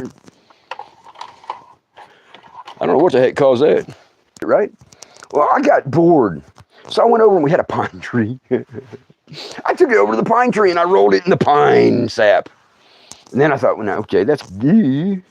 Oh, man, doghouse. I went over to the doghouse and I dipped it on all the loose fur in the doghouse, right? Then I took it back over and threw it to my cousins. What are we going to do with it? Well, uncles are here. You got to understand, aunties weren't there yet. My uncles were. They were working on a tractor. And one of my cousins says, man, we could put that in the outhouse and scare one of uncles. Like, yeah, we could. Yeah. Who's going to do it? I'd like to tell you it wasn't me. Man, hairy and a little bit sticky. I mean, it was, I put it in the outhouse, and if you've never been in an outhouse, you do have a toilet seat. And then you got this ledge, right?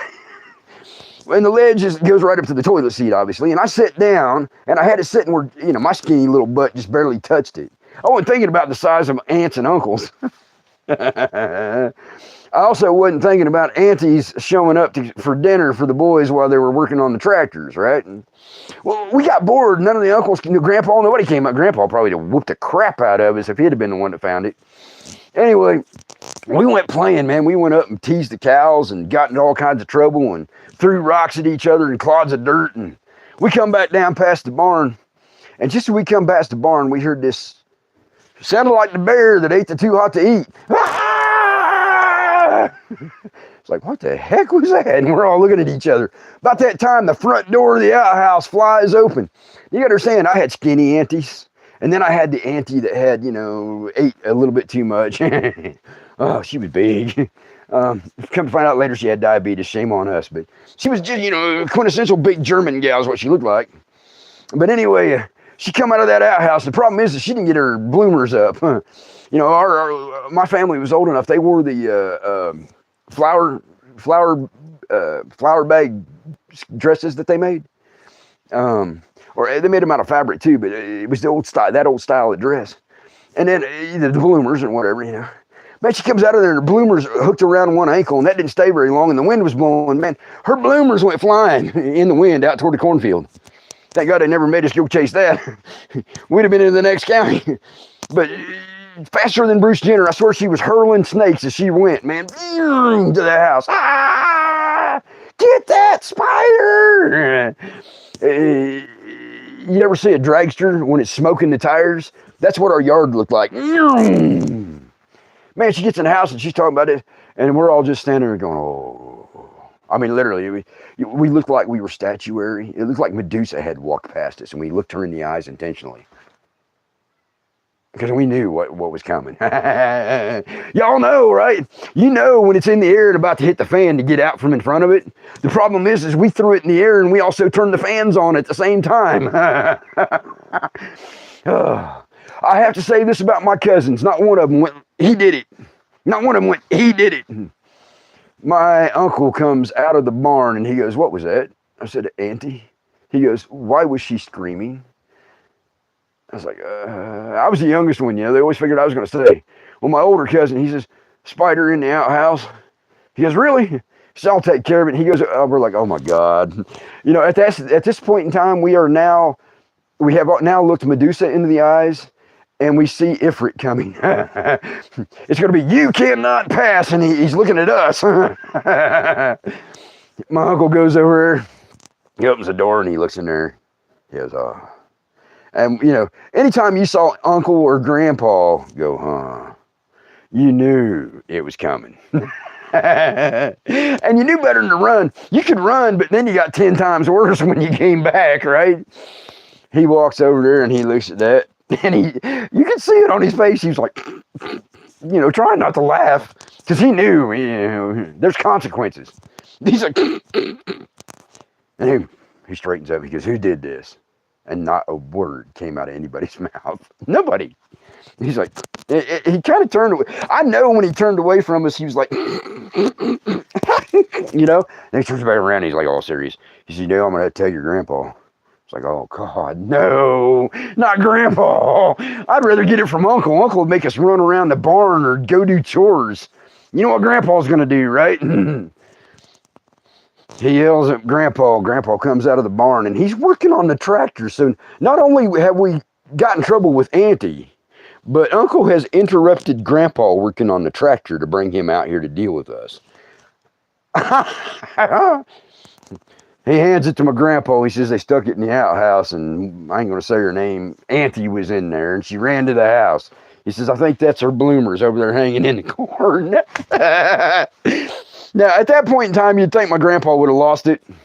Bloomers hanging up on top of the corn. I would have lost it. He just looks at the spider, and first thing, he looked at me first. Why me? I'm the youngest. And then he looks at everybody else. He says, who's going to go get the switch? It's like, holy crap. So you, go pick a good one. Well, now here's the thing. There was no good switch. Any of you ever been whipped with a switch? And it's worse, you got to go get your own. If you get one that's too thin, it wraps around, and that really hurts. Get one that's too thick, it don't wrap around, and that just like, and you don't, and here's the thing. You get a little bit of red on you, a little bit of welt maybe, but it hurts like heck. My oldest cousin he was the oldest, he had to go get the switch. He says, all right, who did it? Nobody'd say. So, all right, get over here. You know, you're like a 6 or 8. He says, who did it? Nobody'd say. We all got the same. But you know, I will tell you this. I have never been so thankful that my cousins and I weren't fighting it at the time. Because I cannot imagine if I'd have got that all on my own if they'd have ratted me out.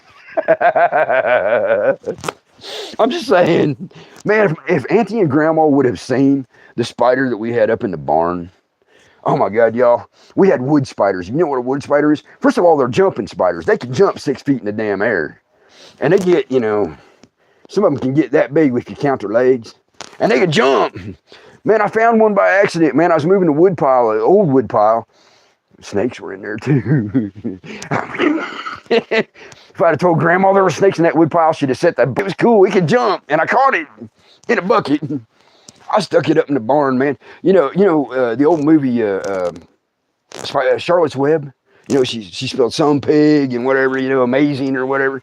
No, man, that thing built 3D, super ingenious, triple layered spider webs up there in that corner. It was just amazing. Come to find out, it actually got ate by the spider that built those. I don't know what kind of spider that one was, but man, it was like that big around. And it actually ate the wood spider we put up there. How do we know? Because we found the wood spider all dried out. If Grandma would have seen that, she'd have made me climb up. One of us, probably me, because I was the smallest and able to climb. I'd have had to climb up here and get that spider out of the corner of the barn. Oh.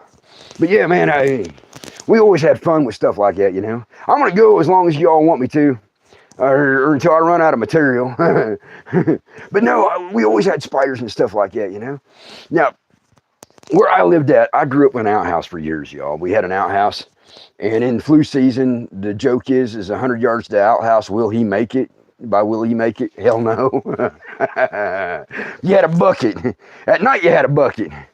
And you know what's bad is if you're the kid, I was the only kid, I had to carry the bucket out to the outhouse in the morning. You did not want that stuff splashing on you because it was not all liquid. But no, man, if you had the flu, you'd have 2 buckets. You had to have one to sit on and one to lean forward into and hope that nobody had sat on that one already. Oh, and you weren't going to make it 100 yards to the outhouse when flu season hit in 76 and 77 because it was projectile out of both ends, y'all. But they built us we had that outhouse for years.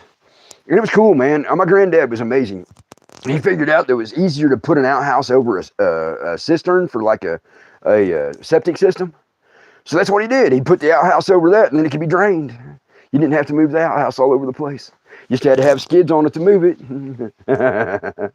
And then you drain it out and slide it back. Grandpa, you know, Korea taught him a lot. Engineering, you know, native engineering, man. The things my grandpa and my uncles thought of, I'd have never thought of if they hadn't showed me. And then I got in trouble doing it, and they never said a word. They never said a word to each other anyway.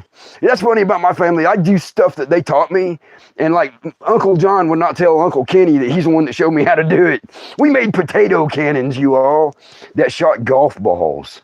You take the lighter fluid to start the tractors, you know, the starter fluid. You spray it in there and light it. Poof, golf ball. It was great. We blew one up one time. Boom. Couldn't hear anything, man. It's like, that was cool. Let's do it again.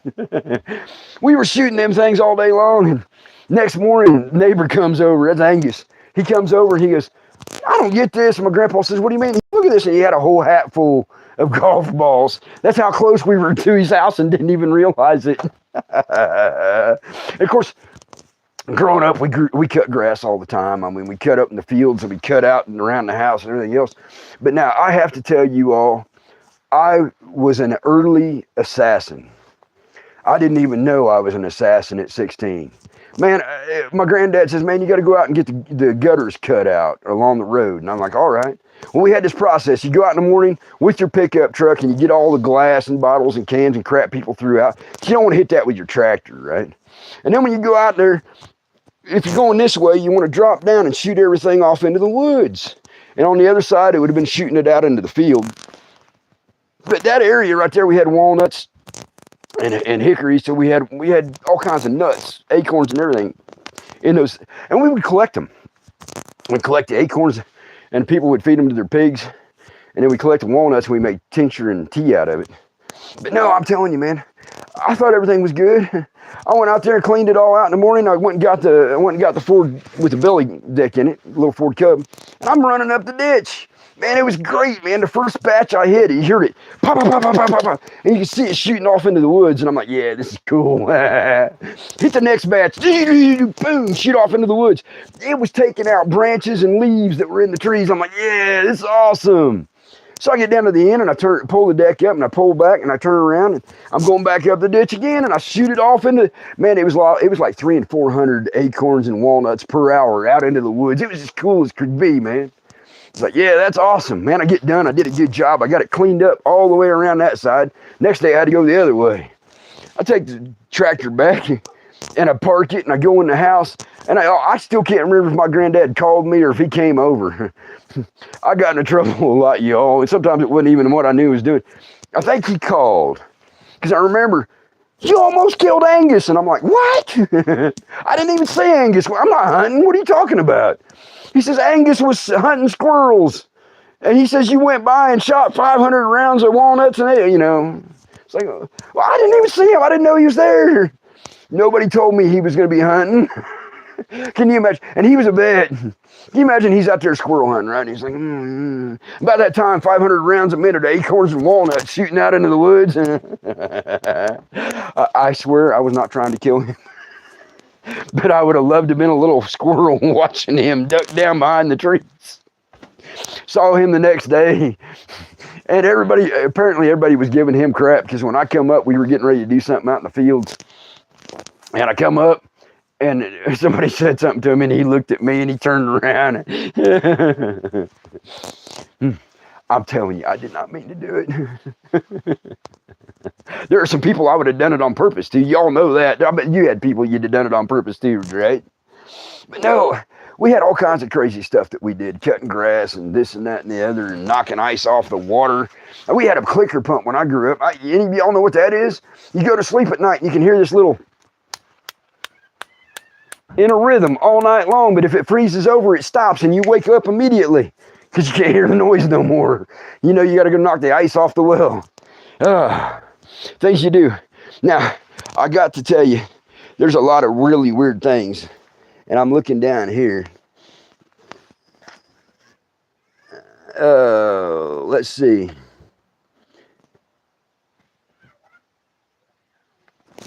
I was trying to remember what I was going to tell you.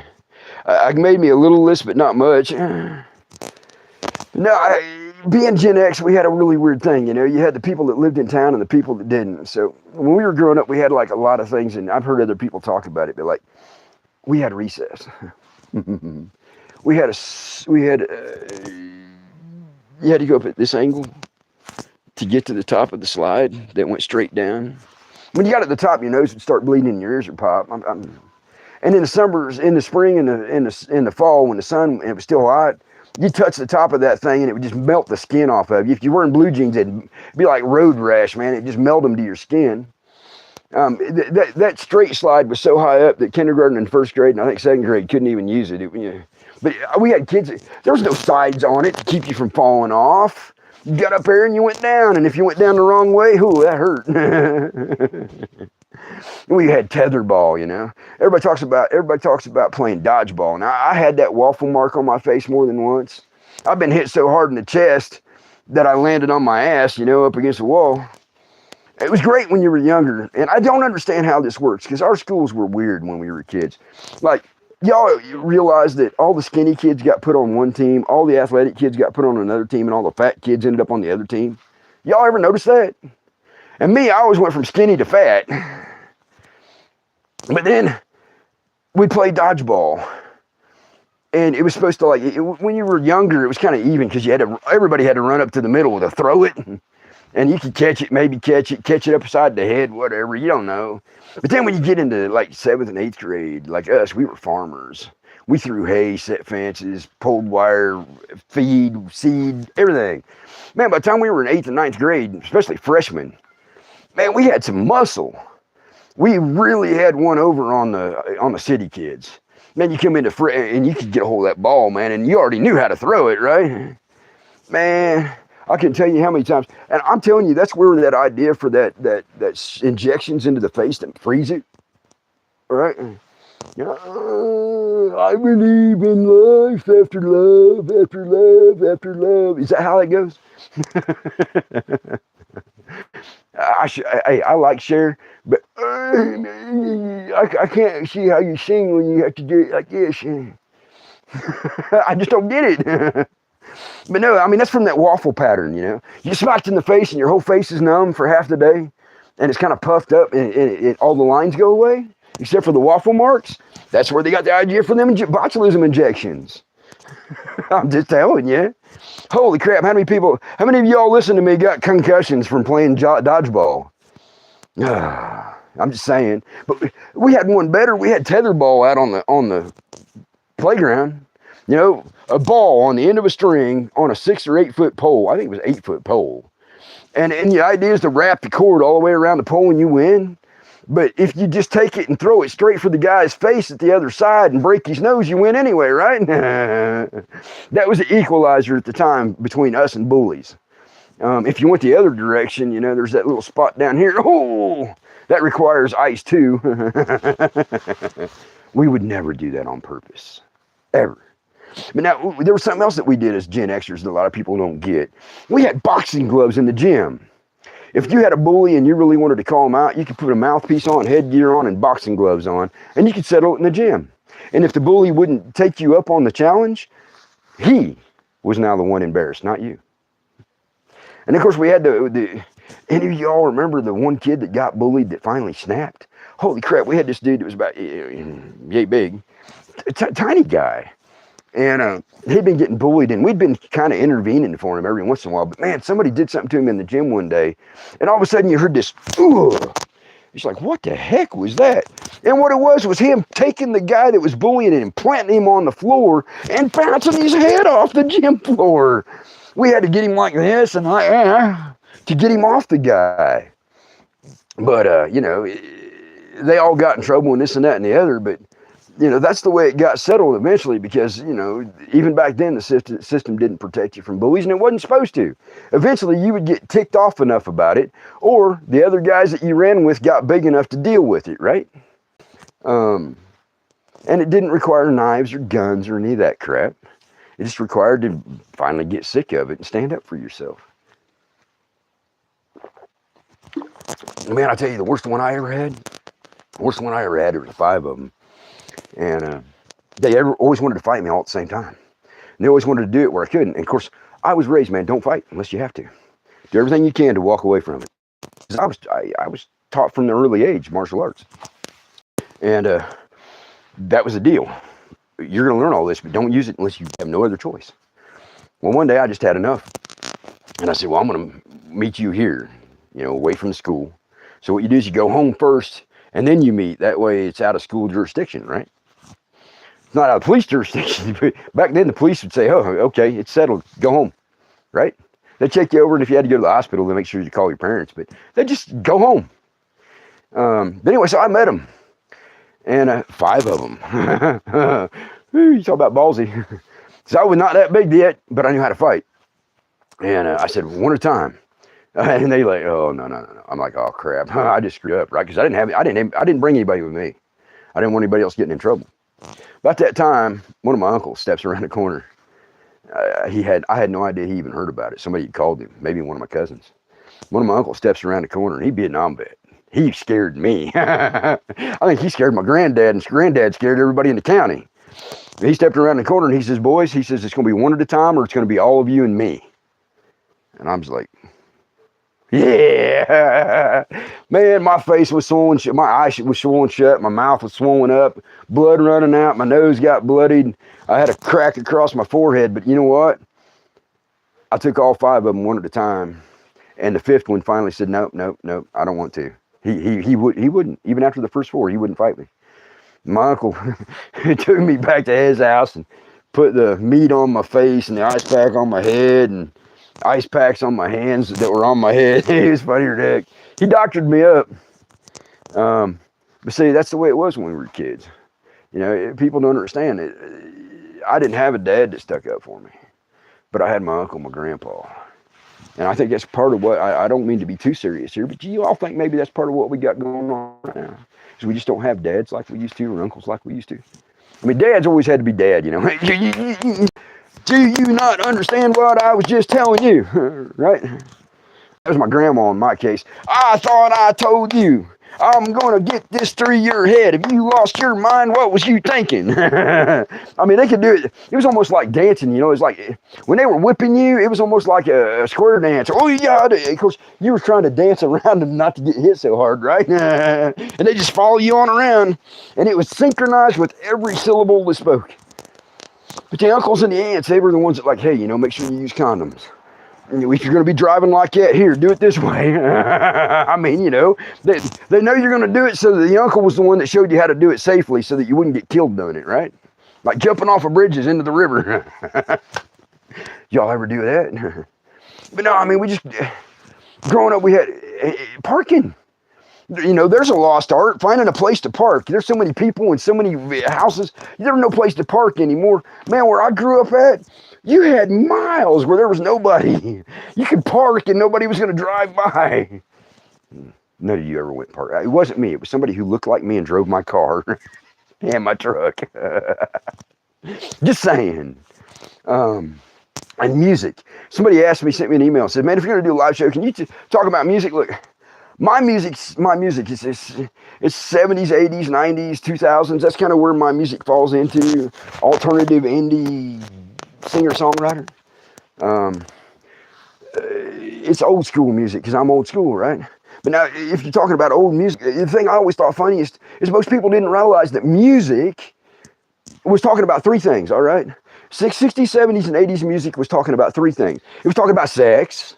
That's the majority of it, right? Talking about sex. Drugs,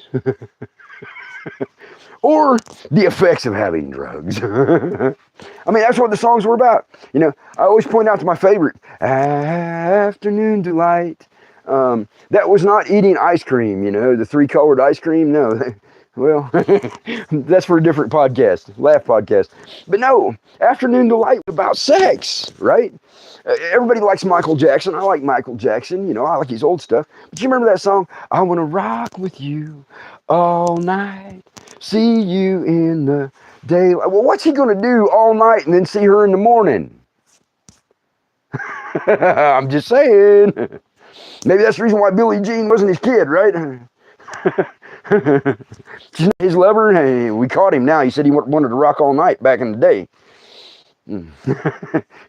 Right? The kid's not his son? Well, maybe because he was rocking all night back in the 70s. You know, rock me gently, rock me slowly. Take it easy, don't you know? And then AC/DC. You know, anything that said rock me, you could pretty much, yeah. I'm just saying, you know. And then you got the obvious one, Paradise by the Dashboard Lights. You know what he was talking about. And I find that one to be one of the funniest songs that was made. People are like, what are you talking about? Look, they go through the whole song, and he's saying, like, man, he's got the first base. He's got the second base. He's got the third base. Now, hold on right there. I want to know, will you love me forever? Let me think on it. I mean, how many of you guys did that? How many of you ladies done that? Well, forever? For 10 years? A year? Let me think on it. I got to know right now. He says, I'm going to love you till the end of time, right? And then what's the whole end of the song? I'm praying for the end of time to hurry up and arrive. That was a lesson to Generation X, be careful what you commit to. I said in that little short piece that I did, people think that we're cold. People think that we're emotionless. People think that we're reserved. All right. Anytime that we make an emotional investment in somebody, we realize that it is a risky adventure. I mean, it's like investing in the stock market, knowing that it's being manipulated all the time, right? So careful. And then kids, and sometimes that's risky even, if you don't do it right. They say spare the rod, spoil the child. Well, I don't mean beat the tar out of the kid, but I'm sorry, but if the kid takes your TV and knocks it off onto the floor and breaks it, you shouldn't buy them another TV until they get their ass whipped, right? I'm telling you what. How many of you grew up with, oh, you're going to make that sound? Let me give you a reason to make that sound, right? I'll give you something to cry about. Man, and today, if you whipped your kids at the grocery store, the police and SWAT team would be there in 10 minutes. Some Karen calling on you, right? Man, you should have seen my grandma light our butts up. There were 4 cousins plus me. She lit all 5 of us up all the way through the store because we knocked something off the shelf. We weren't even doing, we were roughhousing, but we knocked one thing off the shelf and broke it, and we got lit up from where we knocked it off the shelf all the way out to the car. I'll tell you what, SWAT team showed up, Grandma would have whooped their asses too. They knocked that off the shelf and broke it. They were disrespectful. She said, what are you thinking? She'd have whooped their butts. But no, there's so many things that have changed, and people are like, well, you guys are no, we're not emotionless. We have sarcasm. We have irony. We have bittersweet sense of humor. I think it's great to think back to the days when you were riding on the snowmobile across the field and the front of your skis got caught in the top layer of the barbed wire on the fence and launched you off into the other field while your snowmobile's sitting back here behind you. We took dirt bikes out on the fields. It was fun as heck when there was snow. And all of a sudden the bike in front of you just vanishes. And you're like, whoa, instant stop. It's like, where'd you go? About that time you drop down through the snow and you realize you're like on an 8-foot snowdrift. You have to dig yourself out. Your mom and dad and grandma and grandpa ain't gonna come dig you out. You got yourself into the snowdrift. You figure out how to get out. We used to go skiing too, man. We had a buddy of mine had a really nice 4-wheel drive trucks, and we had spike tires, that would kind of grip. Now you couldn't go really fast, but you could go. And then you'd tie a rope to a car hood, and you'd stand on the car hood, and you'd surf on the car hood on the snow. Because they didn't plow our roads, y'all. Everybody said, well, they didn't plow the roads, man. They're still little. Y'all, when they plowed our roads back in the day, it was a flat layer of white. And after it got cold at night, it was a flat layer of ice over the white. Spike tires. Man, we do all kinds of crazy stuff. Buddy of mine got this really neat Articat. It's one of the biggest brand new snowmobiles. And we figured out that if we hooked a car hood to the back of it, about 5 feet back, we could tie a rope to that one and hook a second one because he had enough power to pull 2 of them. That meant we could get like 8 of us on them things. Man, we're flying down the road, having a great time, standing up, elbowing each other. Shh, passing the beer. Shh. We never did that. That was somebody who looked like me. But we're passing a beer. Got one stuck in your snow. Everybody's got a beer or 2 stuck in their snowmobile jackets, their suits. And man, we're cruising down the road. And the only reason why we had the snowmobile suits on is because it was cold. Gloves. We're passing the beer back and forth, and he's, when a snowmobile goes around a corner, it slides a little bit, but you know what happens to the guys back here on the ropes? Man, we come around that corner, he puts us off into the ditch in the front yard of old Brown's house, and we just all dump off, man, and he takes off. So we're all laying out there in the snow. We didn't know the Browns were home, and we're passing beer, right? And it dawns on me that a couple of them broke when I landed on them. Oh, Brown comes out and he looks down at me and he goes, y'all all right? I'm like, yeah. We've been doing a little of that too. I said, yeah. He says, do I need to call your grandpa? I said, no, sir. We'll start walking right now. I didn't get back to the farmhouse, which was about a mile that way and a quarter mile that way. We did not get back to my farmhouse where our buddy had took off and left us. We didn't get back there, and my granddad was already sitting there on his snowmobile waiting for me.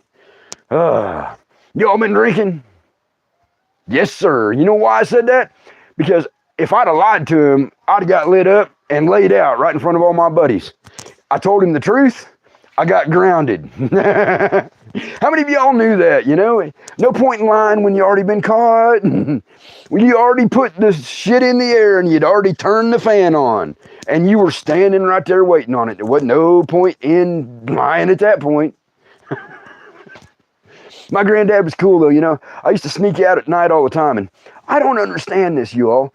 I had 3 different cars and all of them sounded different. I even went through the point of changing the exhausts on them, all right? Myself, I would leave in the middle of the night and I would drive out normal speed. And the guy way down there would call my granddad and say, Raven's left the house. I'd come in at 3 o'clock in the morning, my granddad would be sitting at the kitchen table, you know, with his coffee. He'd be going, and his cigarette. Where you been? I didn't lie. I tell him right where I've been. I've been with her, been over there, been, you know, whatever, you know. Well, you know, I'm taking your keys. All right. And, you know, he'd got to go to work. And after I got to be about 15, he come over, and I've been out, and he's sitting there with his cigarette and his coffee. And he says, here, have one of these, and he give me a cigarette, right? And I poured a cup of coffee. He said, sit down. I'm like, what? He said, where you been? And I said, I told him, you know, we'd been out cruising.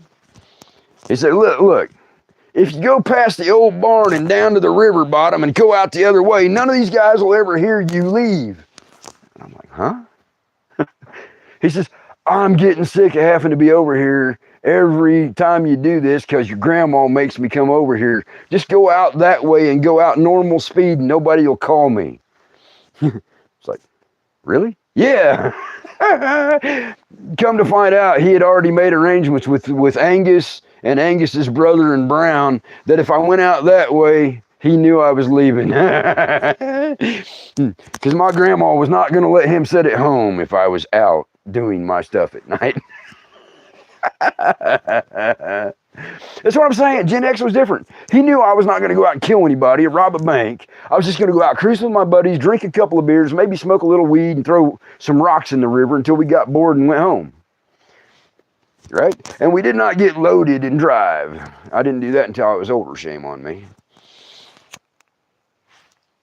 For everybody who just joined me, I've been going for almost 2 hours, it looks like. So, one more thing I want to tell you about is my face. Somebody asked me about my face, and I'm going to tell you this. I decided at some point in time that it'd be okay to have a 5 to 8 second total facial reconstruction surgery. I got what I paid for. Now, I do not suggest this method of surgery to anybody. It does. It only takes 5 to 8 seconds, but you end up with jaws broken, nose broken, cheekbones missing, big fractures in your forehead, your collarbones broken, sticking out, your hip bones chipped. Your feet have to have 2 surgeries in 10 years in order to get the bone chips out of them, and you lose about 8.5 years of memory. Now, if you're okay with trading that, then the 5 to 8 second method is free. But I don't suggest it to anybody. And that is no lie, y'all. If somebody says, man, you act so young. Well, you know, I feel young, but I'm also missing about a decade of memories, for the most part. So, you know, I got a 10-year, and besides that, you know, I made up my mind when I turned half a century that I had to start going backwards. So, you know, I'm 40 now. That's great. I love being 40 again. How about you all? You see, that's the other thing, people. We looked old when we were 20. When we were teenagers, I got people saying, man, you Gen Xers look like you were like 25 or 30 when you were 15. Well, we'd been taking care of ourselves for, you know, 5 years, 6 years at that point. But we also lived different, ate different, exercised different, lived different. And everybody says, man, you guys look like you were in college when you were in high school. Yeah, true. And then they said, man, you look like you were in college when you were in your 30s. True. They said, well, you look like you were just out of college in your 40s. True. Well, in your 50s and 60s, you look like you're like 40. Thank you. I'll tell you, man, I have amazing hair. I joke about this all the time, but, you know, it's kind of like that Gallagher thing. I don't care if it turns white. as long as I still have it. I got buddies that I ran around with 30 years ago that they, look like the, what the heck's his name? I just went out of my head. The cleaning dude, Mr. Clean, that's him. They look like Mr. Clean. And back in the day, I had to have my hair, high and tight. And now I got this, and they look like Mr. Clean, man. You can blind somebody shining a light off the top of their combs. But no, my hair is amazing. Y'all see how light it is today because it's dry? And in that one video, you can see it's actually silver and black, and, my hair is so trippy because, like, if I want it to be black, all I gotta do is wet it down. People are like, what? I said, I just get it wet, and it looks black. And if I want it to look lighter, I just leave it dry. I don't know how the heck that works. Speaking of hair, puberty is bad enough because you start getting hair in places that you just, never had it. How many of you are getting older and realizing that you're getting hair in places that you just don't need it? I never had a hair on my nose that I could ever remember. And now I can get up in the morning, shave, leave, come back in the evening, and there'll be a 1/4 inch hair sticking out of my nose somewhere. What the heck's up with that? Y'all have that problem? Same thing with the ear, man. You clean your ear out when you get out of the shower and you don't see nothing in there. Man, you get home and you got a hair that's hanging down. It looks like you got an earbud sticking out of your ear, What the heck's up with that? And ladies, you think we got it bad? Y'all start getting mustaches thicker than ours. Which I've never been able to do anyway, so I'm not complaining. But now, all that being said, I hope you have all had some fun with me. And if you live up north, just don't forget, the auctions have started. And, Jack Frost, with that snow and that ice, man, he is always looking for the highest bidder. 115 and a fire won last year in Michigan. The cold. And I've lived in that. We lived without power for 2 weeks. Somebody's like, what? And of course, we didn't have satellite. We didn't have cable television. We had an AM radio that you could put a battery in. We actually had a TV that you could put a battery in, but we didn't get any channels. How many of y'all remember 3-channel TV days if you could get the antenna turned the right way? And we didn't. The remote control was whoever was the youngest kid that could change the channels. You change the channels, and then your younger sibling, hey, you change the channel. I was the youngest cousin, so guess who got to run up and change the channel? I was the remote control. But now, my oldest cousin was the big remote. He had to go outside and turn that. Oh, you guys want to talk about fun? One time, there'd been some really bad weather, and there's a wire that runs up to the controller, the control box on the antenna outside. I reached up and grabbed it one day, and oh, good grief. I kind of like getting shocked, but most people don't. It's like, oh, that was kind of funny. So I just grabbed a hold of it. And once you got a hold of it and hang on to it, it's not bad. But when you touch somebody over here, you know what it does to them? It'll send them launch. It'll launch them. So we decided that we were going to get one of my cousins that we were mad at. Well, I decided, no, that wasn't me. It was somebody who looked like me. But anyway, I grabbed that, and I got 3 of my cousins to hang on to me. So I got whole hands, And I'm holding on to this, and I'm getting shocked, and the guy at the end's getting shocked some. But man, my cousin stepped out of the door, and my other cousin touched him, shot him off across the porch. You know who had to go run the new wire on the antenna? Because I shocked the crap out of one of my cousins. Wasn't me, it was somebody who looked like me. My granddad says, well, if you thought that was fun, you can go up there and pull that wire.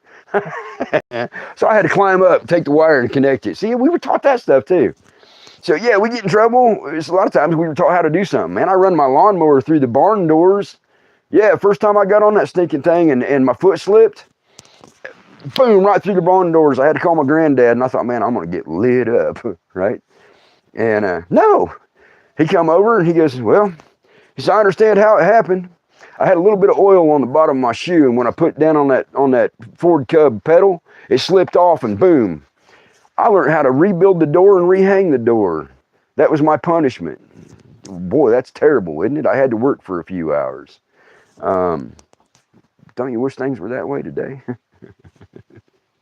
But anyway, yeah, facial reconstruction surgery is terrible. I've had to learn how to sing again because my jaw don't work the same, and I got whole different sets of teeth, and I don't have the chambers in my face to echo to create the sound. So I've had to learn how to use my mouth differently.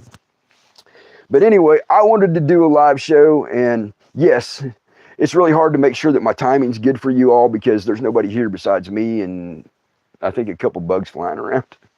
But it's better than crickets.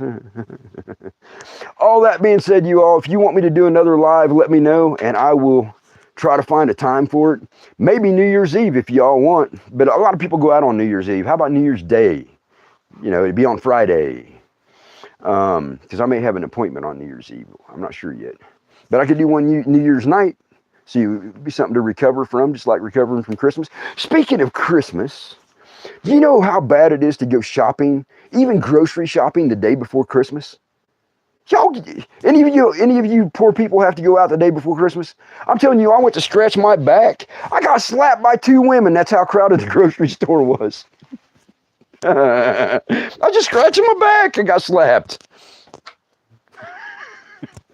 All right, y'all. I appreciate everybody who stopped by. Folks who are watching me live, I'm glad you joined me. Share this with some folks that need a laugh. Seriously. I mean, it's free. And laughing, man, is such a good energy. Such a good energy. Everybody who's watching this in arrears on the replay, thank you for spending time with me. Raven Kiefer, you know, hashtags, I'm starting to figure them things out. See, that's the thing about Gen X. We're slow, but we figure it out. Hashtag Raven Kiefer. Hashtag Raven Kiefer Laugh Podcast. Hashtag Raven Kiefer Music. Should bring up everything that I've got. Laugh Podcasts.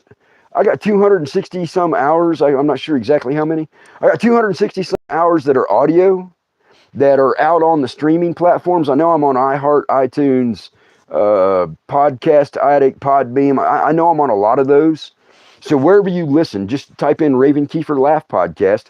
Be aware, the Just Plain Henris are adult content, all right?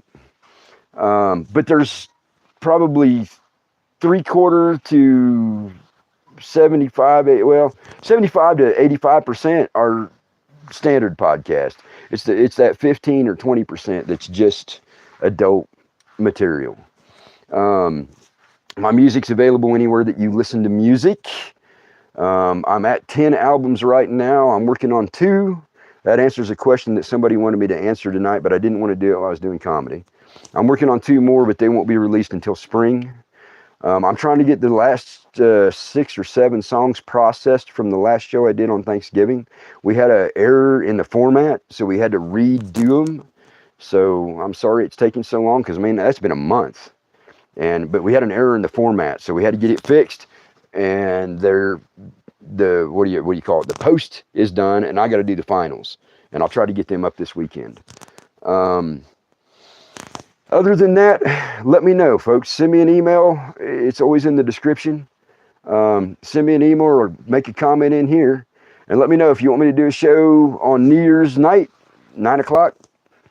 Let me know, and I'll go another hour and a half or 2 hours with a whole new show for you all. Maybe we can talk about how kids become Spider-Man. See, I'm not related to Spider-Man, and I know I'm not related to Stretch Armstrong.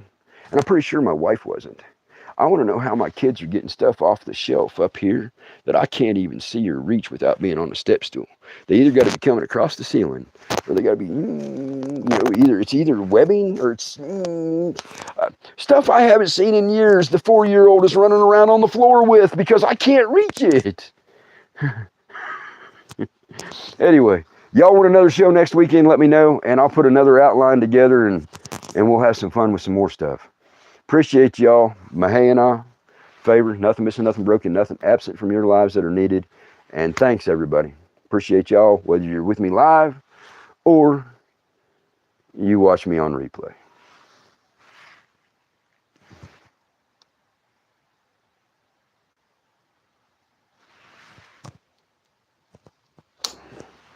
Anybody know how to shut this off?